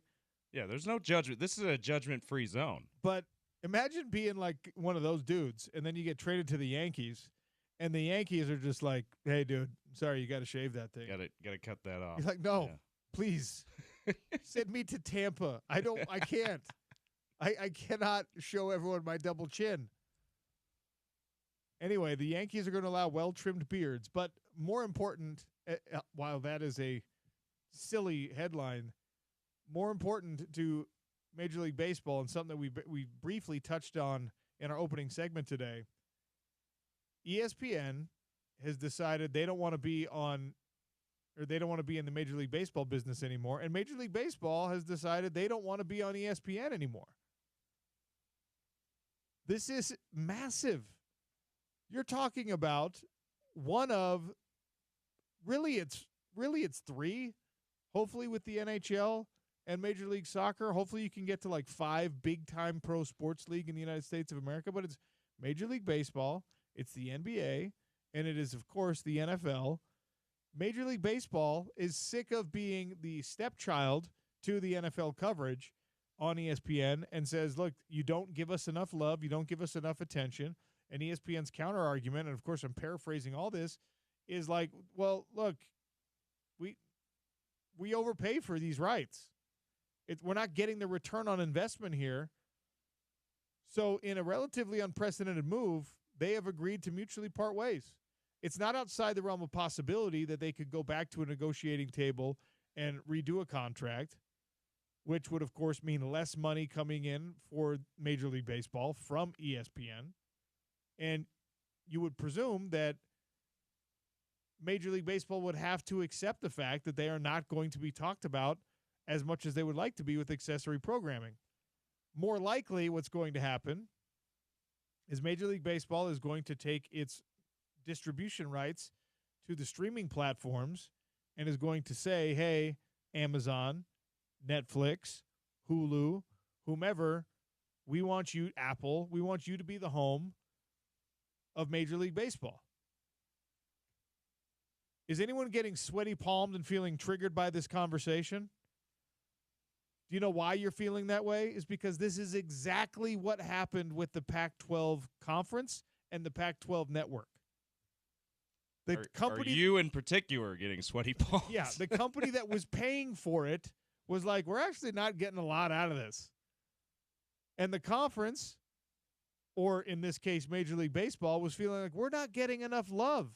We're not getting treated the way that we deserve to be treated. And the networks were looking at the numbers and being like, you deserve to be treated exactly like this. You do not generate what you think you generate, Major League Baseball. Or in that case, you do not generate what you think you generate, Pac-12. So this is a risky proposition for Major League Baseball. Massive, massive risk. Now, all of those owners are very, very wealthy. You got to be a billionaire to own a baseball team. They don't have the mentality that I have that, like, hey, $1 billion's probably good enough. I don't need to keep chasing more dollars. Everyone perpetually does that. Even the Oakland A's, who just can't find a way to serve their fans. They can't find a way to keep anybody happy, even the league, certainly not helping with this ESPN situation. But the Dodgers are the best example of this, as we were talking about them earlier in the week. The Dodgers have $4 billion. No, it's actually two. It's $2 billion worth of salary owed to star players on current active contracts. Now, some of that is deferred compensation that they have until 2050 to pay. But where does the money for the Dodgers come from? Where does that money come from for them to meet the demands of these contracts, to keep paying these things? What is the primary driver of inflated salary caps, inflated salaries in pro sports right now? What is the number one thing that these owners rely upon in order to keep them financially solvent, regardless of the market that they are in? It is television distribution rights. Yeah, media money. Yeah. It's media money. And when we're talking about hundreds of millions and billions of dollars, it's really easy to be like, oh, everything's going to be fine. But when the major network in sports coverage, ESPN, says, you know what? We actually don't really need America's pastime on our airwaves anymore. What a wild sentence you just said. Isn't that incredible? I know we've talked about it. It's not America's pastime technically anymore, but it's not. Still. But that's why it's so wild, right? You go back to like 1988. Go back to 1991. What year were you born, James? 1 year later, 92. Okay, go back to 1992. Okay. I'm back. You are an infant child, okay? You're incapable of anything, but for some reason, you understand television distribution rights. Wow, I do. And I don't know how to express that understanding. And somebody comes up to you and says, "Goo goo gaga, little baby, can you believe?" I'm going to make a prediction. Do you believe me when I say that in 2025, when you are 33 years old, ESPN's not even going to care about baseball at all? They're not even going to want baseball on their airwaves anymore. You'd start bawling, James. Start crying. I'll wiggle in a way that means, yes, that's crazy. You would start that, you do that blue crying where people were just like, uh-oh, he's going to pass out. Yeah. Which happens and is terrifying, by the way, with your babies. Thank you. Thank you for letting me know. My oldest daughter would get into these like crying tantrums, and she would cry until she passed out. Oh my gosh! And then she I actually have heard of that. It's terrifying. Now that you say that, it's very terrifying. Now, thankfully, she would just be like, and she'd like wake back up, and usually it stopped her from crying. So you're like, okay. But I'm sitting there. This was our first child, so I'm just like, great. Oxygen deprivation, brain damage, wonderful. In any case, that would have been your reaction as an infant. Absolutely. Go back to anyone who's an adult. Like, think of Bob Uecker. Oh, you walk up to him at like R.I.P. Bob Uecker. Yeah, you go to him in like 1990 and be like, there's going to be a time when the number one sports network in the United States of America doesn't want Major League Baseball anymore, and Major League Baseball doesn't want to be part of them because they don't get talked about enough. This is catastrophic, really, on both fronts, but they mutually agree. It's like divorce is the best word for it, right? Yeah. Because they're like, look, we got to move on. We got to cut our losses here, both of us. We don't want to pay you $550 million a year anymore, and you don't want to be on here where Stephen A. Smith doesn't even know the name of half your players. Sports landscape is changing drastically. Major League Baseball, whatever you do not call George Kliavkov to try and solve this problem. Absolutely not. Don't call Larry Scott and be like, hey, what should we do? What network should we end up on? And what do you think our media rights valuation should be? And for the love of everything, do not come back with, hey, Apple's going to give us a decent deal as long as we sell a bunch of subscriptions. That was not a great idea. I am so triggered by this announcement because the market for Major League Baseball is not going to be what they think it is. And they're going to be like, oh, wait, what happened to us? The difference, the where the analogy runs dry is I don't think, maybe the Saudis are out there lying in wait, but I don't think that there is any sort of like school of sharks waiting to pick apart Major League Baseball. There's nowhere else they can go. Yeah, it's a good point. Like maybe there's like a bunch of Japanese owners over there. Yeah. That are just like, hey, we could get the San Francisco Giants at a discount because they're not getting the media. We could move them to Yomiuri. Let's go. We could continue the Yomiuri Giants name and with the traditional San Francisco Giants. The Mariners have never been able to win a World Series, but maybe they could win the Nippon Championship.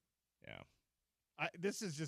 I don't know what's going to happen here, except that I think a streaming deal comes through. And then you, as a baseball fan, because you're a real baseball fan, James, you're going to have to decide if baseball is worth whatever extra on your Amazon Prime or baseball is worth however much extra on your Apple Plus or your Disney Plus or your Hulu or your Netflix.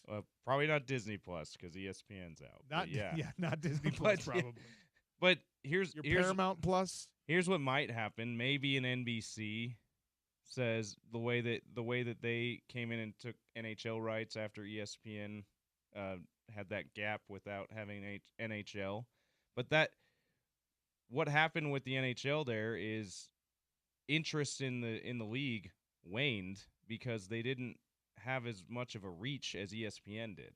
So that's whatever happens, Major League Baseball is going to find that even though they felt like, and ESPN almost admitted that they deliberately didn't give them that enough coverage on their station, baseball is probably going to be like, we miss ESPN because ESPN has that reach, and the little bit of coverage that they gave you was still helping you reach people that you wouldn't have reached otherwise. I can say this because in the PFL, the first season, the season that I fought on, James, we were on NBC Sports, okay? The finale, the championship fight, was on NBC for like 2 fights, but most of it was on NBC Sports, all right? And then after that, we've been with ESPN.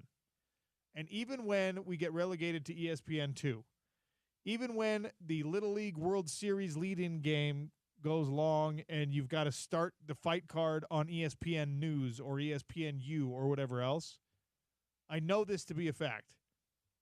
You would rather be on an ESPN family network than be on NBC Sports. Now, of course, if you could get on like main bunny ears antenna NBC network television, that's a different equation altogether. But that's the thing. If you're baseball and you're going into a negotiation like this, you think ESPN didn't give you enough love? Just wait until you see what happens when the Colorado Rockies are playing against, I don't know, Oakland on NBC Sports at 10 a.m. Nobody in the world knows it's happening. Or CBS Sports Network. Like as much as these network television entities have tried to expand and have alternative channels and they all have their own streaming services, ESPN is the sports king. ESPN is the big dog on the block. And Netflix and Amazon and Apple and all these people are ready to leapfrog right over NBC, CBS, whatever on their secondary networks as like, if the sport is not on ESPN, where do I go look for it next? It's not going to be CBS. It's not going to be NBC. It's going to be a streaming platform. So Major League Baseball has to be aware of all of this, just the same way that the Pac-12 network should have been and the Pac-12 conference should have been. Yeah, I mean, if they could at least keep Fox Sports, that helps because Fox has, with FS1, they've started to build a legitimately competing network and an expansive network to ESPN. That's something that we all know as sports fans. We all know how to find FS1. We all know how to find Big Fox. We all know how to find even FS2. That's the only, like, if Fox pulls out too, which I don't imagine they will, because they've been embedded in baseball for a long time, and they've had the World Series and everything, not even something that ESPN has had, that would really spell doom. But it's still not ESPN. Well, and the other thing is you're going to have the same problems with Fox that you had with ESPN because Fox is all the way in with the NFL. Yeah. And Fox is going to be looking at the same numbers and see that, oh, guess what? We don't get the same kind of bump, the same kind of love on our MLB stuff as we do on our NFL stuff. So when we're doing a studio show, you're talking about the NFL 98% of the time. And then if something happens with Shohei Ohtani, you're allowed to mention that. So that's where Major League Baseball is at right now. It is not a good place to be. ESPN, also, you got to look at what they're doing because content is king. ESPN is losing Major League Baseball. There are a lot of people in the sports world who think that the UFC is going to be gone from ESPN when they are allowed to do their media rights negotiation. Apparently, Netflix is heavy on that. So, like, now there's going to be this vacuum that ESPN has to fill with programming content where baseball used to be. Are they just going to force feed you more NFL? Interesting to think about. All right. Way over time. Got to take a break. ESPN 792.1 FM, pleased to announce Dropkick Murphys and Bad Religion are coming back. They'll be at the Union August 2nd, 2025. Tickets go on sale. Well, they already went on sale yesterday. Listen to The Drive with Spence Checketts. He'll be giving away tickets all week long. Do we have another tank race update? Yeah, we're back to NBA action officially. The rest of the league is playing tonight, including the Jazz, so I figured good time to do a tank race. I love it. We'll update the tank race as the Utah Jazz do their darndest to try to get the highest lottery pick available. Sean O'Connell Show, ESPN 700, 92.1 FM.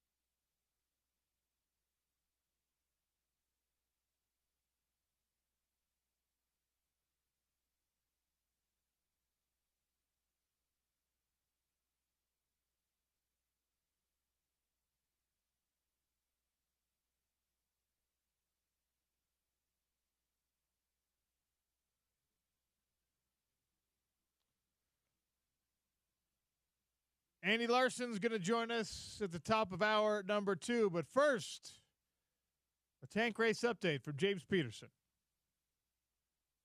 It's tank race update. As I said, leading into the break, that's what you call a tease, OC, if you didn't know. The rest of the NBA is back from the All-Star break starting tonight. You had a game on Wednesday. You had a handful of games last night. Now the rest of the league is playing, including the Jazz taking on the Thunder. So a handful of these teams in the tank race to talk about here. We'll talk about some games to watch this weekend as well. Starting tonight, again, Jazz hosting Thunder, 7:30 tip on K-Jazz. Colin Sexton's going to miss his 7th consecutive game with an ankle injury. So load management there. Ankle injury, air quotes. No, he's been out for a while with that. So he's not going to play tonight. Pelicans in Dallas taking on the new look Mavs.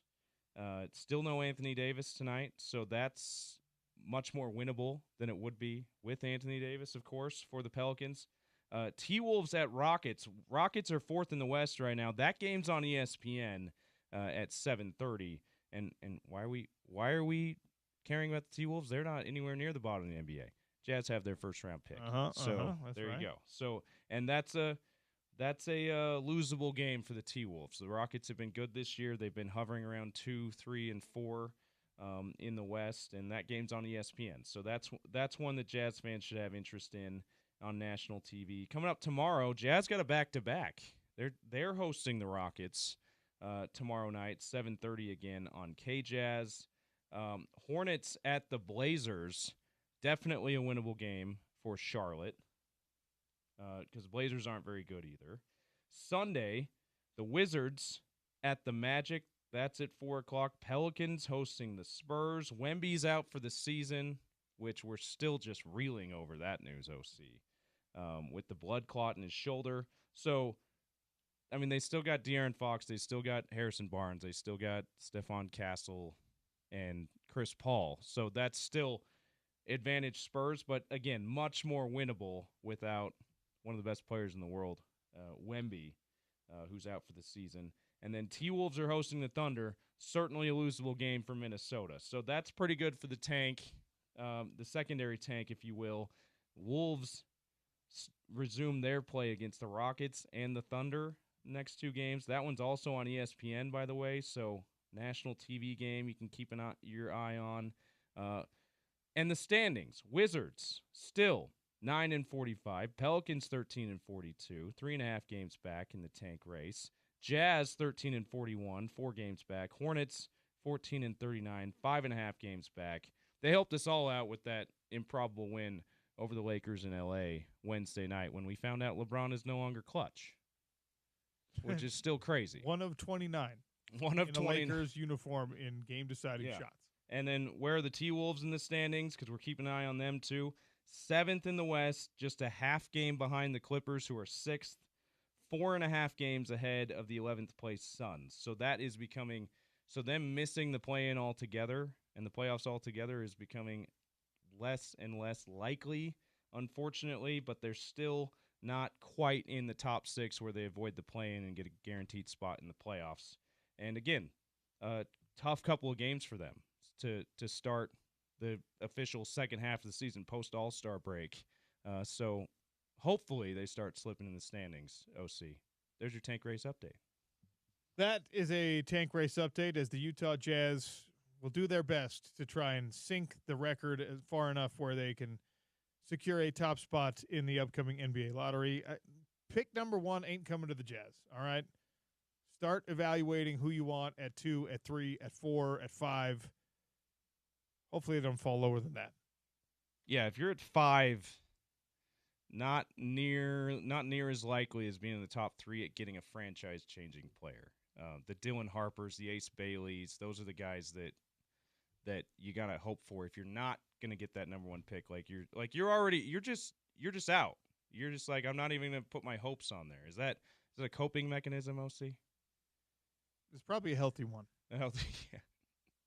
What jersey are you wearing today, by the way? I got Dr. J. I decided, so I've got my 4th of July patriotic Red Sox hat on, Yeah. and I decided the Dr. J jersey I have is the closest to red, white, and blue, just to show my support for the effort that our guys had in Boston last night, even though they came up short against the Canadians. There's got to be some fashion rule against a Boston hat and a I know. Philadelphia You're jersey. Right. You're right.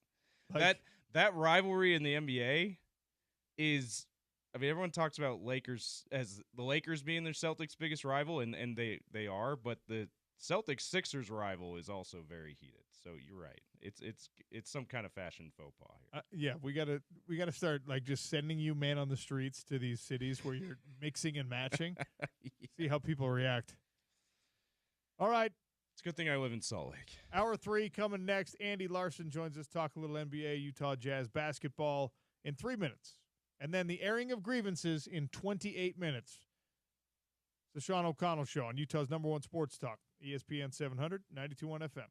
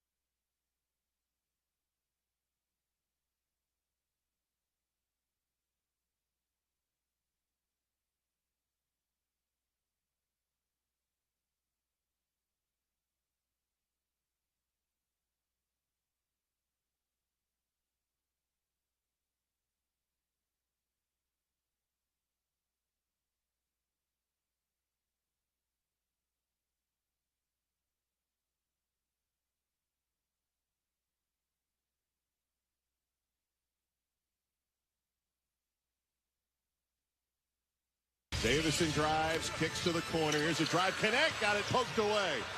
A three-pointer would win it. Castle sends it over to Keontae George for three, and there it is. Victory for Team Chris Mullin. Keontae George, the game winner, and Chris Mullin's squad will advance to face the NBA All-Stars on Sunday. Mark Hestisher on that call, courtesy of ESPN Radio. Keontae George, the lone Jazz participant in NBA All-Star Weekend with a game-winning three-pointer. Jazz are back in action tonight, hosting Oklahoma City. It's the first game back since the break, 7:30 tip, and it'll be on K-Jazz. Andy Larson is a Jazz insider, NBA insider, and during an NBA All-Star break, you can find him watching BYU basketball and occupying his time with hoop in general. He joins us now on the Sean O'Connell Show. Andy, welcome back. How are you?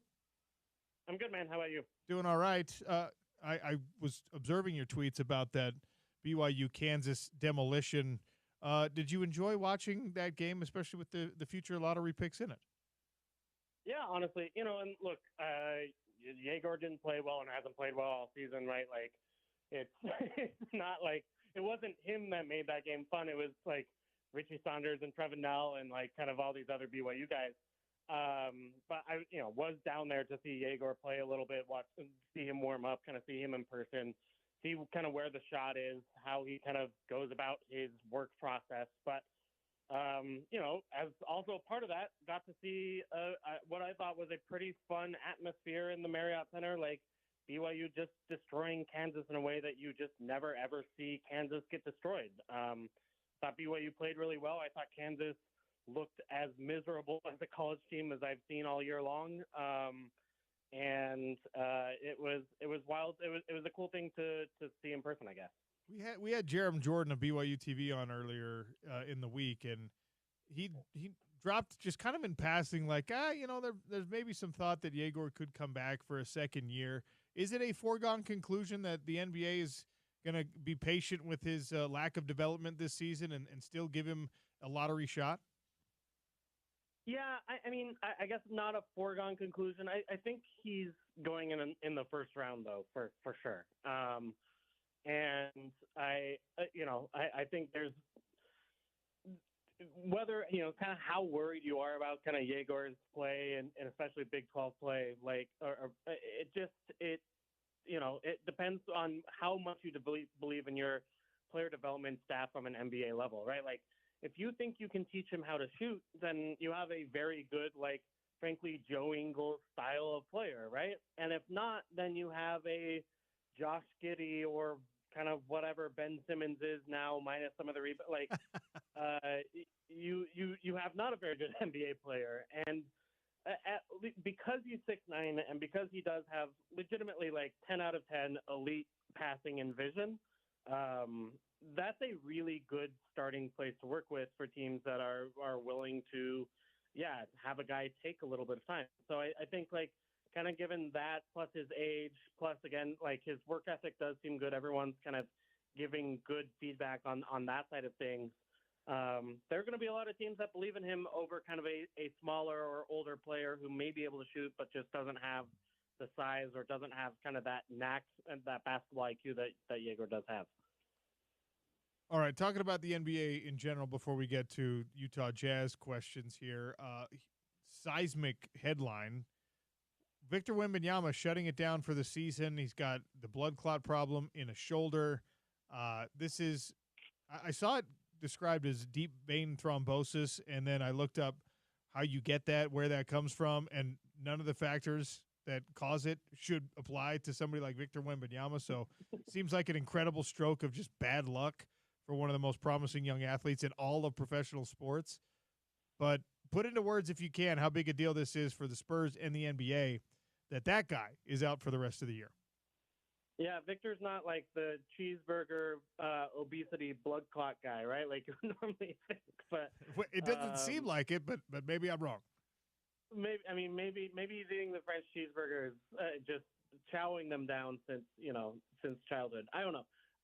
But look, it does suck, right? Like this is it. First of all, it's a kind of worrisome for his long-term career, right? Like this is kind of the same issue that Chris Bosh ended up retiring due to, and so you hope that because they caught this early and can kind of go through the treatment process with it over the next few months, that it will be something that's just a blip on his career, like it kind of has been for Brandon Ingram, who had the same problem a few years back.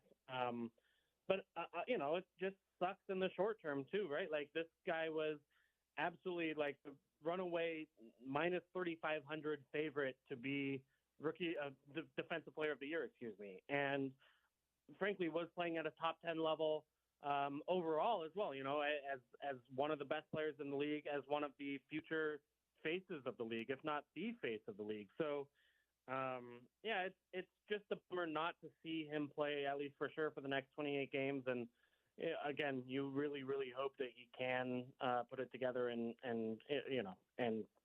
get healthy in time for next year. Sounds like the Spurs are optimistic that it'll happen. It sounds like Victor's camp is optimistic that he will be healthy by then. But it's just good that they caught this rather than kind of something more severe happening. Can he still win Defensive Player of the Year even if he has to miss this time? I don't know that any of the. He's not. Go ahead. Yeah, sorry, he's not eligible, right? So the NBA put in that rule last year that you have to play at least 65 games in order to be eligible for the end of the year awards, and he's only played 46. Should he be? I still would take, someone who's played double the games, right? Like Jaren Jackson Jr., I think is probably the favorite right now, and if he plays 80 games and Victor's only played 46, for me as someone who does have an NBA vote this year, I'd go in the Jaren Jackson Jr. category just because, double the games is really hard to ignore. How impressed are you by LeBron James 40 points at 40 years old? It is remarkable. And I was on Spence's show the other day and just, we were bummed that we didn't get to see him in the All-Star game, and I think he should have stepped aside for another player. If he wasn't going to be able to play on Sunday, should have allowed another player to step in and take that spot. But it's still like the LeBron story overall is still incredible, right? Like that this kid was promoted so heavily at age 17, 18, and still not only like met those expectations, but exceeded them, hasn't had like a hint of legal trouble or anything like that. Like it's pretty remarkable and clearly does love the game of basketball and cares about it deeply and can still play at this high of a level. It's like nothing we've ever seen before, and we'll be hard pressed to see, regularly ever again. So you do have to just be really, really impressed with what he's able to do at this age. And we don't know how much longer we have it left, right? Like wanted to play with his son. He's gotten that. And now it's like, okay, does maybe the Luka trade reinvigorate him a little bit to want to play a few more years, see if you can win a title? Or is this just, if the Lakers lose again in the first round, how much, I don't know how much longer we have. So one of those things I think we should enjoy while it lasts. LeBron, to me, feels, and I could be wrong here, but he feels like a guy who's going to make an announcement so he gets the farewell tour. I agree. Okay. All right. Wanted to make sure I was reading the NBA room properly there. Andy Larson, my guest here on the Sean O'Connell Show. All right. How much of your energy and time was invested in Four Nations and the Four Nations championship game last night? A lot of it. I watched the whole. I was very excited for that game. I love watching the hockey, and I thought it was an incredibly well played game. I thought the whole tournament was a terrific idea and really well done and really fun to watch. And I saw your tweet that you were as devastated as can possibly be about the result last night. I don't know that I had that quite of emotional tie to it, but I love good competition, and it was great competition. Yes, that might have been somewhat facetious, but I did find myself just gutted in the exact moment. It's not something I woke up today crying about in real time, but I was like, oh, man, like it slipped through the fingers. And the reason I bring it to our discussion is because I have been guilty of this, but it's very easy when you look at what the NHL did with their All-Star break, because that's effectively what it was, and the fact that they captured the attention of the sports viewing public and became like a major conversation piece, and it was elite competition, best versus best. And more importantly, the players themselves cared a whole hell of a lot versus what we saw from the NBA All-Star Weekend. And look, PK Subban had his rant, and it was, I thought, really poignant, et cetera, et cetera.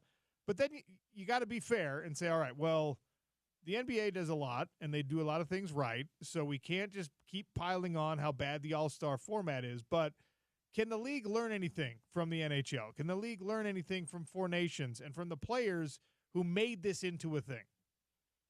Yeah, I mean, I think it was a unique moment for hockey in that, like, they hadn't had a best-on-best tournament in a decade or nearly a decade.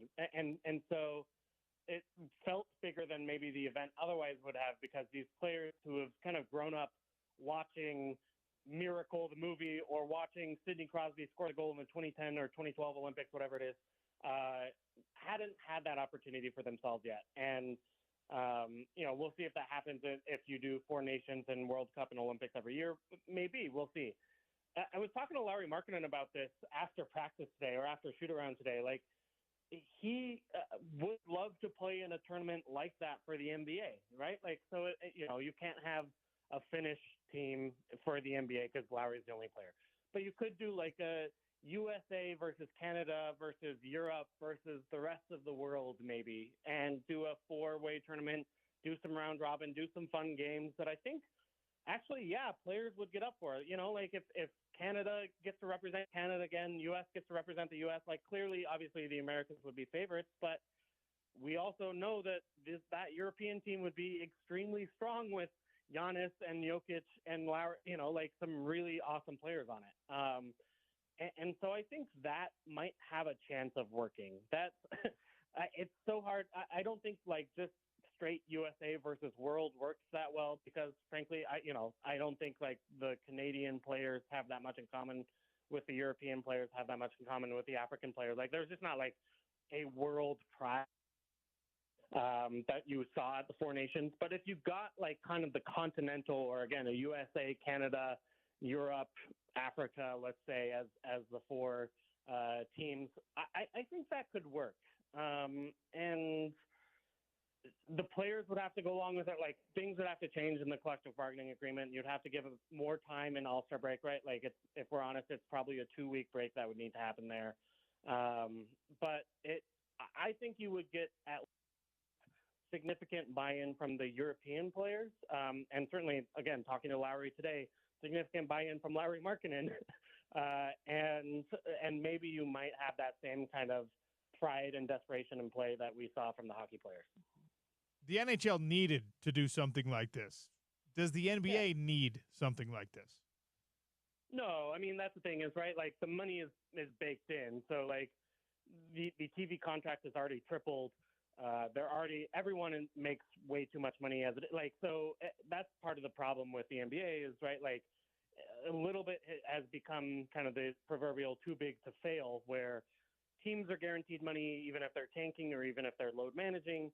Players are guaranteed, the best players are guaranteed $30 to $60 million per year, kind of no matter what. Like, all of it is really baked in and locked in, so you don't have to worry that much about getting new fans.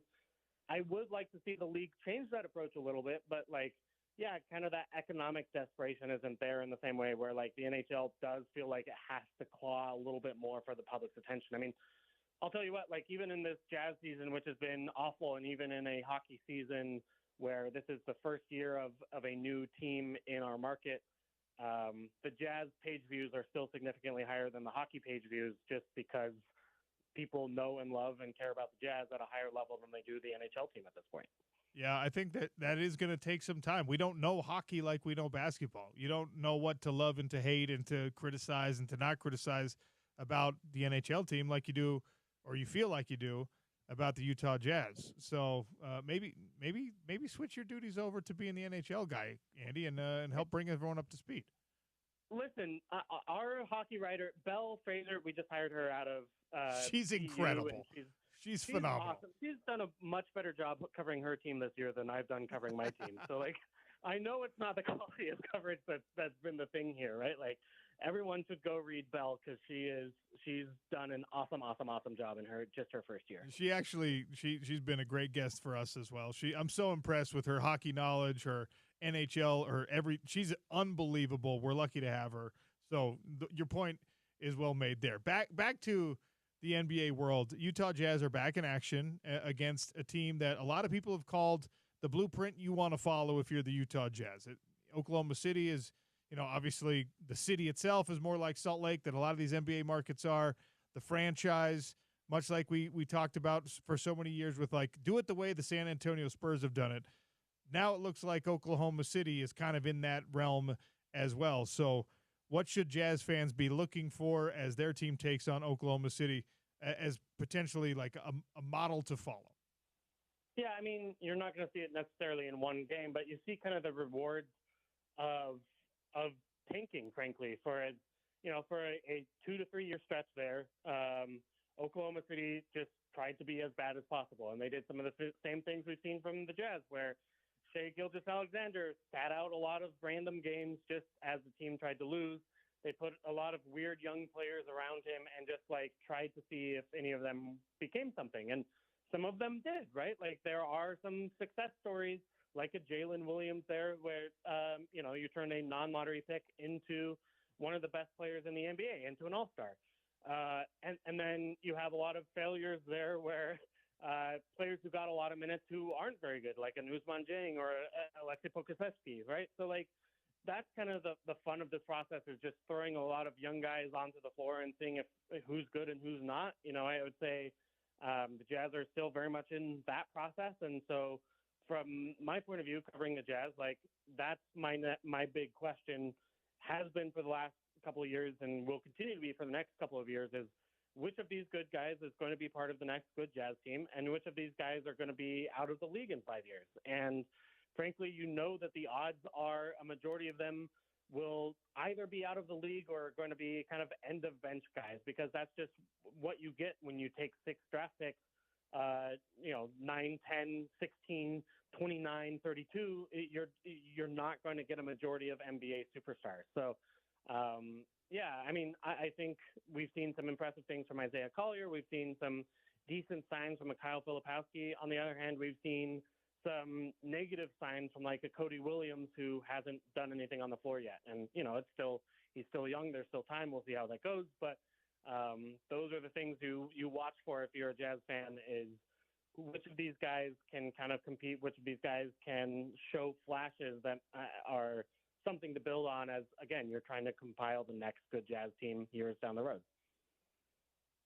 Before I let you go, do Jazz fans have to give up on the idea of getting the number 1 overall pick and taking Cooper Flagg? It seems like we do a tank race update every day, basically, and it seems like they're not going to be the worst team in the NBA when it's all said and done. No, but any of the top 3 teams have the same odds for the number 1 pick. So if you're a top 3 team, if you're the 3rd team, you still have the same odds as the number 1 team at 14%. So Jazz fans should expect to have a 14% chance at Cooper Flagg. We'll see if they tank, or if they fall to 4th or 5th in the tank race. Kind of the bummer if you slide in the tank race is less like your odds at getting the number 1 pick and more what happens if you don't win the lottery, and then all of a sudden you fall down to, say, the 7th overall pick, and then you're drafting just another guy, frankly, rather than a potential future all-star, right? So to me, there's a clear, Cooper's clearly the best prospect. I think there's a clear number 2 in Dylan Harper. I think there's a clear number 3 in Ace Bailey. And then below that, you get a little bit questionable on whether or not you have true all-star potential. But in terms of that's the good news, is that, hey, Cooper Flagg is not out of the picture yet. You still have the same chance as Washington or Toronto or New Orleans or any of these other teams that are kind of among the bottom 3 or 4. Andy, always appreciate your insights. Have a great weekend. Thank you. Thanks, man. See ya. Andy B. Larson, Andy Blarson, colloquially we refer to him as that here on the show. Very endearingly and affectionately. Yes. Too. He's our favorite Blarson. He's the most iconic Blarson I've ever met. No, I actually really enjoy talking. He's a person with a very broad knowledge base, So you don't have to be scared about asking him an NBA question and how that, an NHL question and how that NHL situation might apply to the NBA. So great having him on today, because it really is something that, maybe the most important thing that I said in there was like, does the NBA need to make any of these changes? Yeah, I love the question. And his answer is, well, no, because all the teams make so much money and all the players make so much money that they don't actually have to worry about any of this. The NHL was worried about it for very good reason. Their revenue, their salary cap, their average salary, all of that is significantly lower, like a fraction of what the NBA's got, and an even smaller fraction of what the NFL has got in everything except for average player compensation, because, of course, the NBA is kind of king right there. But they made the change. It was a necessary change. And, like, what is it? Necessity is the mother of invention. You have to sometimes make these changes. If the NBA doesn't, are they willing to? Are the players willing to entertain something like an international flavor type tournament, a one-on-one kind of round ball ruckus sort of a situation like has been explored? Are players ever going to wake up and care about how much you are entertained? I'm not convinced that that's going to happen, because they don't have to. And that's not a criticism of the players, by the way, because I'm not talking about every single player. I'm talking about who we know are the players that, are just kind of like coasting their way through.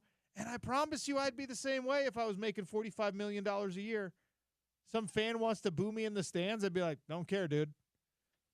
I make $45 million a year. We've seen a number of guys who were at the top of the league at their position in the NBA in particular.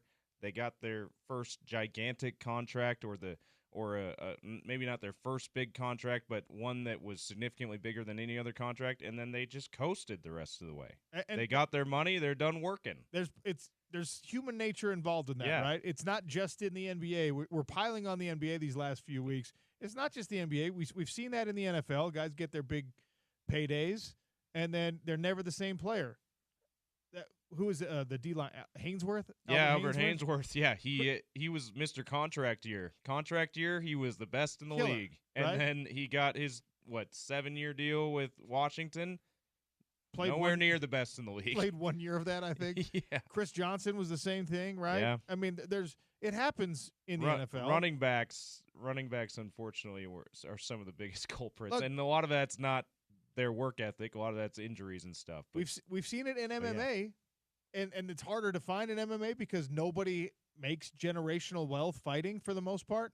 But like the two guys that have, you were like, oh, Anderson Silva, who was an all-time great, he got a Nike endorsement. He was making $5 to $10 million per fight from the UFC. And suddenly the want to seemed to reduce. Conor McGregor is the most famous example of it. Why does Conor McGregor ever need to fight again? He doesn't. It's been 5 years, James, and people still talk about him like the comeback is imminent. Was it Jake or Logan Paul that was supposed to fight him? Is that still on? No. Not that that's real. Yeah, that's what I mean. So like it's human nature, and these NBA players are not immune from falling victim to human nature. Yeah. None of us are. Yeah. And that's, obviously more money means more growth. So you want the more money, just like any of us in any walk of life want that more money. But one unfortunate potential byproduct of that is you lose your edge. You lose your willingness, your motivation to work as hard as you did when you absolutely had to because you didn't have that much money. And unfortunately, that seems to be what we're seeing in the NBA. And like you said, we've seen it with a whole host of players of all sports. But when it comes to the NBA is the one getting the most attention with guys, star players who don't seem that motivated to play every regular season game, certainly not an all-star weekend. It's a good problem to have because you have the money, but it's still a problem.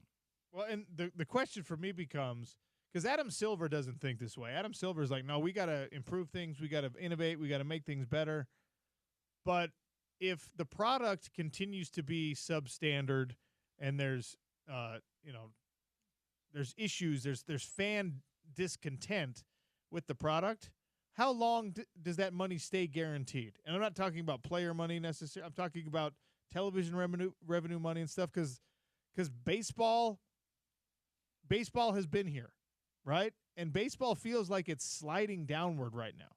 So maybe is the NBA in danger of that? I don't know. It'd be a multi-year process. It'd be a decades-long process. But is anyone paying attention to that besides Silver and his round table? I don't know. Got to take a break. We'll come back with the airing of grievances, and we'll give away some tickets to wrap up the show. Plenty left to get to. Airing of grievances is next on the Sean O'Connell Show, ESPN 700, 92.1 FM.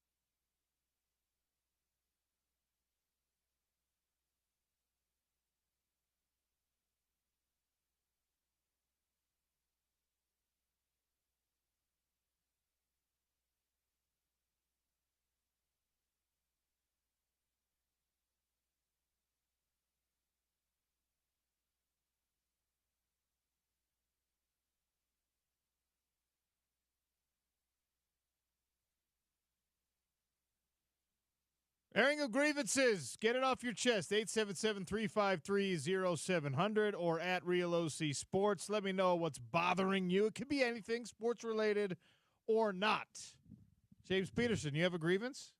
I do, and it's in the not sports-related category. Let's hear it. And I'm a little nervous because these people seem to be a mob that might come after me. Uh-oh. These people? Yeah. What do you mean, people? I've already started. I've already started off on the wrong foot here. What do you mean, these people, James? iPhone users. Will you stop it with your unsolicited, I have a better phone than you crap? Like, I have a green bubble that comes up when I text you. Get over it. It's not great, James. Get over it. Do you have are you an iPhone user? Yeah. So tell me, educate me on why the green bubble in particular is such a problem. It actually doesn't bother me at all. Okay. And maybe you don't fall into this, There was a time. There seems to be such a superiority complex. Well, that's with what the it iPhone is. user. Any way that people can find a reason to lord themselves or something they have over someone else, they will glom onto that, and that's where it came from. Here's the problem. Here's the iPhone Android thing. There were some practical concerns here, right? You couldn't send certain emojis, I think. Yeah. You couldn't tell when people were texting back, like when they were typing. Now you can. The updates have now provided the ability for even Android users to have the little like ... Yeah. That's all there now. So I don't think there's really a reason. But I love our guy Alonzo, and I know he's listening. He likes to tune in to the show, but I know that he's probably more tongue-in-cheek, facetious about it, but he's one of these guys that will take any chance they get to say, "Oh, but your phone sucks." It's like, where did that come from? No, I was at. So your grievance is actually with Alonzo. Yeah, well, he's one of them. He's one of these people. He's one of these superiority complex iPhone users, and you're right. Maybe at the beginning of smartphones, 15 years ago, there was a legitimate, hey, why would you have an Android? Because this one's so much better. But as you said, all smartphones are basically the same now. The way things have innovated, certainly there's certain features. Some phones have a better camera than others, but it's like the other thing about it is I think the majority of Android users, their phone. A grievance there with you Android users. Okay, I'm ready. Your complete disregard of all social norms. That's a grievance I'm airing with you because that is something that, like, it's now become a feud where the Android user is an anarchist of sorts. Okay. And it's just like, you know what? I'm never going iPhone because then I'll feel like I'm conforming and I want the world to burn down before I do. It's like, it's because everyone's dug too far in. Android and iPhone is like Democrat and Republican at this point. It kind of has. It's obnoxious. I looked up. I Googled iPhone user superiority complex in preparation for this, just to see if there's other people that think the way I do and see if there's counterpoints. I saw a lot of those counterpoints too that I hadn't considered. I'll tell you what. The impression that us Android users are putting on other people. Making on other people. Just like with people on the opposite ends of the political spectrum and politicians themselves. There's a lot more similarities between those yahoos than there are differences, right? So whether you're screaming about one issue or the other, or you're blue or you're red politically, your corruption. You're a green bubble, or what's the is a it blue bubble or a green bubble? If you're hardcore on either front, all right, you're part of the problem. It's okay? true. Newsflash, you're part of the problem. You know who really has the moral superiority here? The flip phone user, the non-smartphone user, who is so disconnected and is so unplugged and is so not addicted to technology that they can use the Nokia brick. That person has the upper hand here. Yeah, and here's the thing. From my perspective, I have reluctantly started to become that I'll never be an iPhone user because of this cultish behavior that some Apple users seem to have with their flaunting their superior technology on us. I'm like, okay, fine. You're not convincing me to come over to your side. You're actually driving me away. Yeah. All right. But as of a few years ago, before I started to notice this, I didn't care. Like if it ended up being more practical, get an iPhone at some point, then I might have gotten an iPhone. But now, never. You've ruined it for me. Also, I have a question. Since you are an iPhone user, I don't know if you've got the latest or not. Is it true that the Apple Store, when you buy it from them, they make you sign this undying loyalty contract that makes you have to insult everybody who's not an iPhone user? Is that true? Nope, that's not true. Then why the behavior, OC? Okay, I'm bothered. I'm actually bothered by Apple right now because the new iPhones don't have the lightning charger cord in them anymore. Oh. It's the USB-C or whatever. And I don't have any charging cords because your charging cord gets frayed and it breaks and it's right. And my wife's phone is new, so all the so you can't use her cord. I can't use her cord, so they're constantly upgrading these things. Stop it. So you're saying that it's not better than Android? No, Android's bad. All right, we can move off. Some grievances. Some grievances from the text line 877-353-0700 0196. Grievance that there were no fights in the game last night in the NHL/Four Nations situation. I understand why it would have been fun to see a fight or two. There was some kerfuffles, but there were no actual fights. All right. This one we get every now and again. I like the grievance about men's college basketball. Why are they still doing 2 halves rather than 4 quarters? Yeah. They are the outliers. That is a popular texting grievance. Yeah. Shout out to those people, or the same person that might be texting that over High and school, over again. NBA, women's basketball, everyone except the men are playing on quarters. It makes no sense that they do it that way. My grievance is that we don't get a 7 series of Team Canada versus 7-game series of Team Canada versus Team USA. I believe U.S. wins a best of 7. Oh. Binnington doesn't make those saves every single game. I'm not an avid hockey fan, but the Stanley Cup Final and anything Team USA, I love. All right, yeah. All right. He's betting that Binnington lets too many soft goals go through. Yeah, you know what? Grievance with Binnington, all right? I don't like you, bud, because you dashed our hopes as a nation. 9653, by the way, came in, says, makes perfect sense that James is a green bubble guy. I'm going to take that as a compliment, texter. Grievance from 5138. Drivers who turn their turn signal on after they have already completed the lane change. Your blinker is used to signal your intent. It is not a light used to celebrate the fact that you just cut me off. Celebration. Oh, 5138. I love it. That's going to go in the Grievance Hall of Fame, probably. I love that. That's great. Celebrate the fact that you just cut me off. Right alongside Sarah Todd's Sir Arthur Conan Doyle grievance. I have one. This is a legitimate one for me, okay? James, you're aware that there's an asteroid hurtling to our eventual doom and demise? Yeah, what, 2032? In 2032. Yeah. All right, so before we get the Olympics. Oh, man. Can you wait a couple years, asteroid? The percentage Where's Harry Stamper when you need him? The percentage has gone up on this, okay? So it went from like 2.7% chance of impact to 3.1% chance of impact. That's not insignificant, okay? Now, if there's a 3% chance you're going to get hit by lightning when there's clouds in the sky, you're going to change your behavior. If there's a 3% chance you're going to get eaten by a shark if you go in the ocean, you're probably not going in the ocean. Now, there's nothing we can do about this except Elon Musk and Bruce Willis need to get together and make a real-life Armageddon scenario, as we've talked about so many times on this show. Here's my grievance, James. It's being called a city destroyer, not a planet destroyer. Oh. All right? It is not like the asteroid that killed the dinosaurs, caused the extinction event, the KT barrier, Yucatan Peninsula, that kind of thing. It's not that big. And my grievance is the fact that so many like NASA people and experts are just like, guys, relax. It's only a city destroyer. Hold on. Hold on, you idiots. Okay?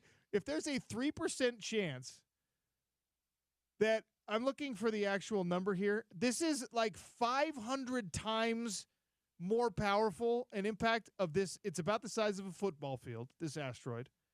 If it slams down into anywhere on the planet, it will be 500 times more powerful than the bomb that wiped Hiroshima off the planet back in World War II. Okay? Not a big deal. Doesn't sound like a big deal to me, OC. And the large cities that are highest risk, and this shows our arrogance and our disconnect from the rest of the human race. There's a bunch of cities that have been identified as higher risk that are not. They're not American cities. Bogota, Colombia, Lagos, Nigeria, Khartoum, Mumbai, Kolkata, Dhaka, right?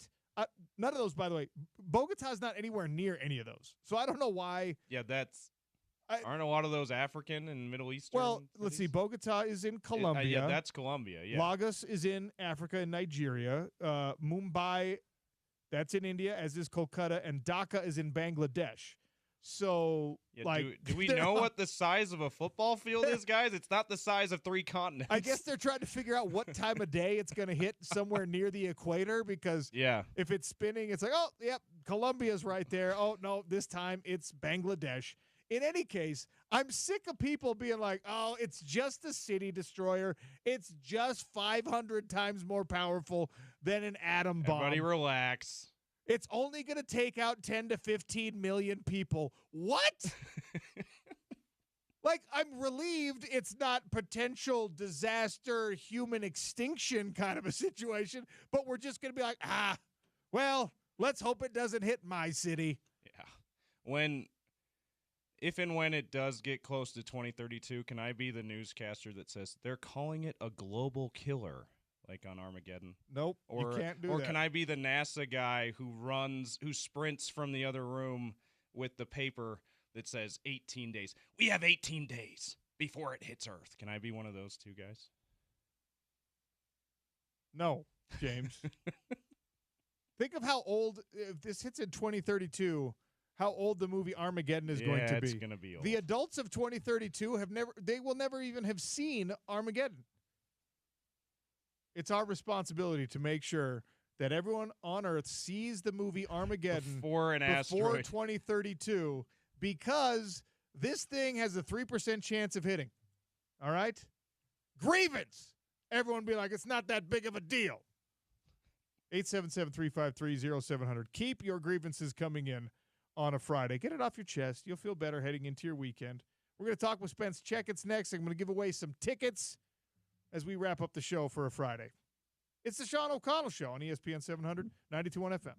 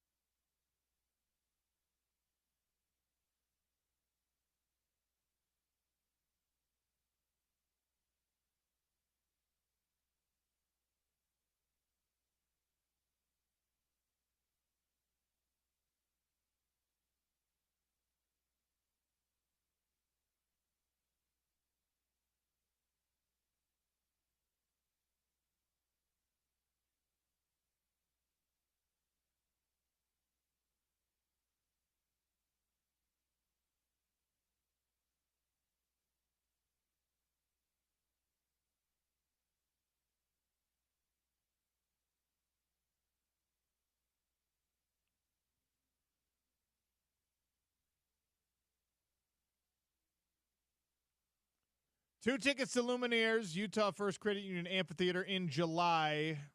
I'm going to make it easy, low-hanging fruit for you. Last night, Team USA was able to score a couple of goals. They didn't get the overtime winner that they needed. Who scored Team USA's second goal in Four Nations Championship action against Canada? The player to score Team USA's second goal last night was fill in the blank for your 2 tickets to Lumineers. Crosstalk time brought to you by Advanced Window Products. If you need new windows, if you're even thinking about it, buy direct from Advanced Window Products. Sales, installation, all done in-house. No middleman markups. $2,500 off 10 windows or more at advancedwindows.com or at 801-850-9100. Tell them OC sent you. Spence Checketts in the drive are next. Hello, sir.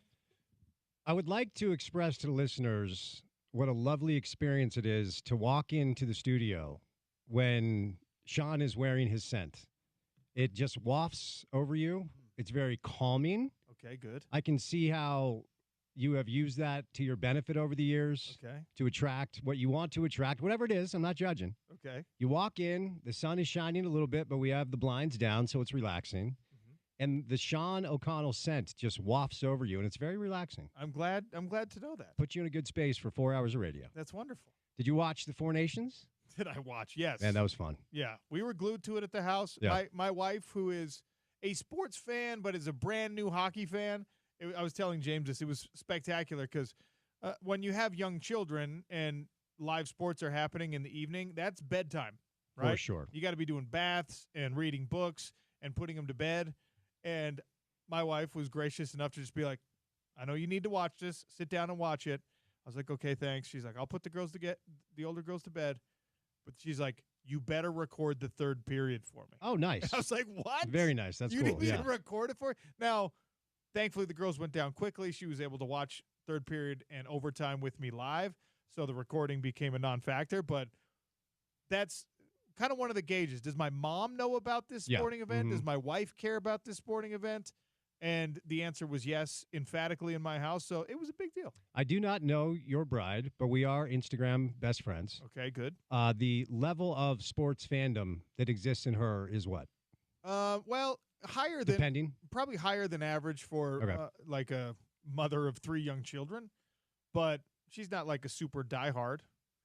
She doesn't listen to the Sean O'Connell show. If that's what you're asking. Yeah, no, I wouldn't doubt it. If that's what you're wondering, no, I wouldn't think so. It's funny when you first get into this business, as you know, your friends and family are like, "Oh, cool, when you on?" I'm like, "Yeah, 11 to 2 or whatever." Sweet, I'll listen. 3 days later, like, "Yeah, I heard it. It was good. You do a good job." And then they just never listen again. I think I have 3 friends that listen to the show. Yeah.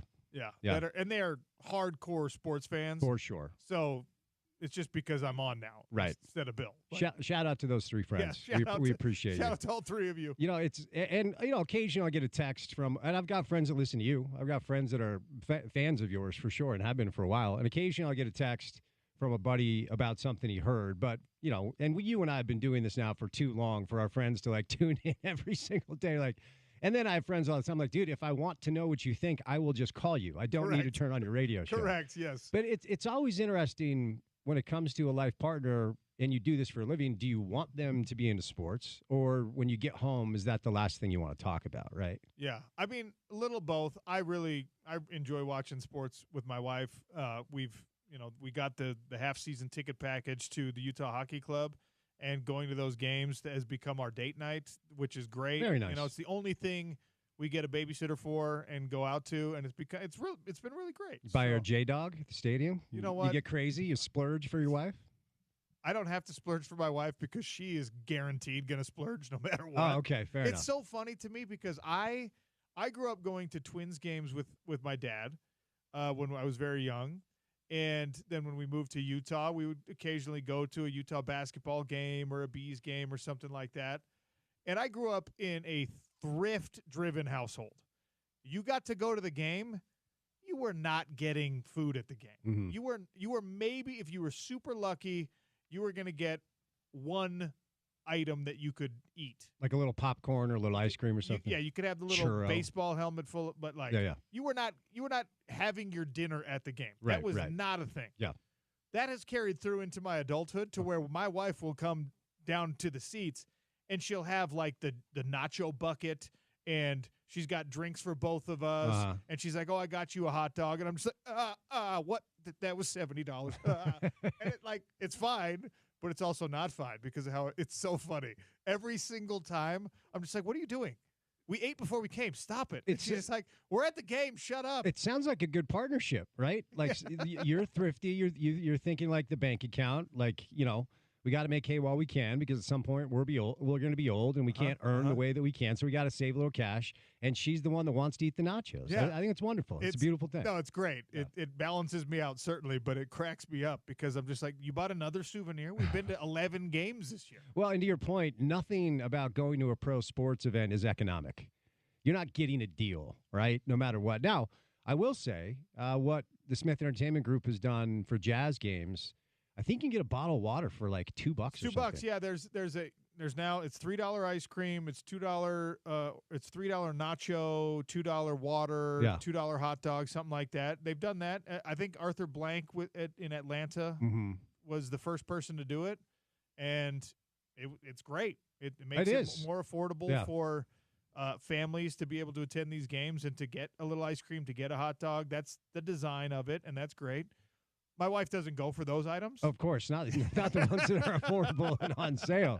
I was highly skeptical. And then I went down there like, oh, my gosh, it really is $2 for a bottle of water. That's amazing. Yeah, the bottle of water for $2 is great. Yeah, right on. Do you think as the Utah Hockey Club returns, because, I mean, you know the deal, and I listened to you a little bit earlier, all day today, and really all day yesterday, shows that never talk about hockey are talking about hockey. I wonder what the feel is going to be like in NHL stadiums across the country now, NHL arenas across the country. Because this, honestly, Sean, and we'll talk about this on the show. We have some good guests. The best things in life often hit you unexpectedly, right? And that's what this did.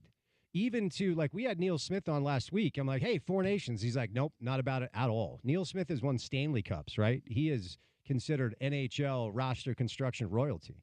We had him on yesterday, completely ate crow. He's like, I was wrong. This was amazing. And it feels real. Like, this is not something to me that feels like a moment in time. It might have that 1980 Miracle on Ice effect on hockey, right? I hope it does. Genuinely hope it does. And I think it's important in this moment in American sports and American pro sports, which has bled down into college sports as well. It was the first thing that I have seen in a year and a half or more that is not about the money. The contracts didn't matter. The NIL doesn't matter. The transactional nature of this thing was completely left behind. And we talked about it on the show. I mean, the Florida Panthers should have, if they were a smart organization, they should have seen their star, Matthew Tkachuk, and said, dude, you're hurt. You're not playing in this game. Right. We have a Stanley Cup to chase. And instead, everyone remains silent. Mm-hmm. Go get him. USA, USA, USA. Right. You know what I mean? Yeah. If this was the NBA, they're pulling whoever that is. If this is Major League Baseball, that guy's resting for 40 games of the regular season. If this is the NFL, they're not letting that dude play. Yeah. They're pulling a 49ers Christian McCaffrey situation. They're not letting it happen. And in this moment in pro sports and in sports in general, we got to see the best in the world care for the reason you're supposed to care about sports, because it was about pride, it was about bragging rights, it was about competition, and it's giving me chills right now. It is a beautiful thing. These are the best guys in the world, and all they wanted to do was win for God and country. You know, I was thinking, because that's well said, I can't really add to that, because as I was watching last night, I was so gripped, and I was so, like, emotionally charged. And the last time I can remember feeling like that is probably like the Utah BYU football this year. Yes. Right? You know, I haven't felt that watching the NFL. I didn't feel it watching the Super Bowl. I haven't felt it watching the NBA in the regular season for a number of years. Now, I love the NBA playoffs because the best players actually show up. Love the finals. And that Chasing Gold documentary on Netflix about the men's basketball team, the Olympic team last year, is phenomenal because it does remind you what that game looks like when those dudes care about what they're doing. The problem is those moments are too few and far between. So truly, to your point, last night I'm glued to that thing. Not even I turned my phone off. I'm not even considering changing the channel. I'm like, man, I miss this. You know? It kind of reminds you why you enjoy doing this for a living when moments like that actually manifest. It was the 1990s where you didn't have a thousand different distractions and a thousand different options, and social media didn't matter and all that kind of stuff. It was really, really cool. And I hope the NHL and the Utah Hockey Club specifically benefits from that, because when you do have these opportunities and you do have these moments, you have to actively seize on those opportunities. For sure. You can't just expect like, oh, yeah, people love hockey now. Yeah. They'll tune in. Yeah. You got to pound it down their throats Absolutely. and tell them this is where you can find that player that you fell in love with last night. So hopefully that continues. Before I set you loose, because we're bleeding over into the clock now, I've got to get you to answer the philosophical question I posed to you, because when I came to the studio, you were discussing a topic I discussed earlier this week, because I read the piece that this asteroid has like a 3.2% chance of hitting us in 2032. And so after I read, after I read the article, because I am a night owl, I'm not a good sleeper, I laid in my bed for like a half hour debating whether or not I would want to know if I had the option, if God hit me up via text or WhatsApp app or whatever he uses, and he's like, "Hey, Spence, it's God. What's up? Keep it up. You're doing all right. Would you like to know the day that the asteroid is hitting? Or would you rather live your life in bliss and not know, and then boom, it all ends?" Now, let's move aside the fact that this asteroid might just destroy a city or two. Let's say this thing is blowing everything up. Okay. Everyone's dead. Nothing exists. Not even an organism. The Earth is done in 2032. Yeah. Would you want to know the day if you had the option? Yes, absolutely, 100% yes. Now, I got to ask you why. I want to tell the people I love that I love them. I want to say sorry to the people I need to say sorry to. I want to say bleep you to the people I need to say bleep you to. Hopefully there's not as much of that when my impending demise is upon me. But yeah, I'm very much a hater of unfinished business. Mm-hmm. So I'm doing as much as I can on the bucket list. You know what I mean? Yeah. If I'm the one who knows, I am spending every last dime that I have. For sure. And spending every last dime of everyone that I know that'll let me borrow a couple of bucks. Right, right. I'm doing all the things. I'm going like one of the bucket list collections of items I have. I want to see all the animals before they're gone from the earth. You know what I mean? Yeah. In the wild. Yeah. I'm seeing a wild polar bear. Okay. I'm going to the mountains and I'm finding a gorilla. Yeah. You know what I mean? Yep. I'm doing all that stuff, and it's expensive, but I'm cashing in all the chips. I like it. Yeah. Yeah, I think I'd like to know as well, and I'll leave my reasonings off air. We'll just end with yours. You told me some of his. Yeah, no one wants to know. They're fine. Let's revisit They're them. normal. Let's revisit them next year. They're totally normal. We'll revisit this next year when I've had a little bit more of a smooth sail. They are rooted in human nature, Spence. Don't beat yourself up Okay. over that. Because when I landed on wanting to know, and then the thoughts spilled in as to why I want to know, I'm like, dude, you gotta take a vacation or something, man. You gotta chill out. All right. Have a great weekend, everybody. Stay tuned for The Drive with Spence Checketts. That's enough for the Sean O'Connell Show on ESPN 700, 92.1 FM.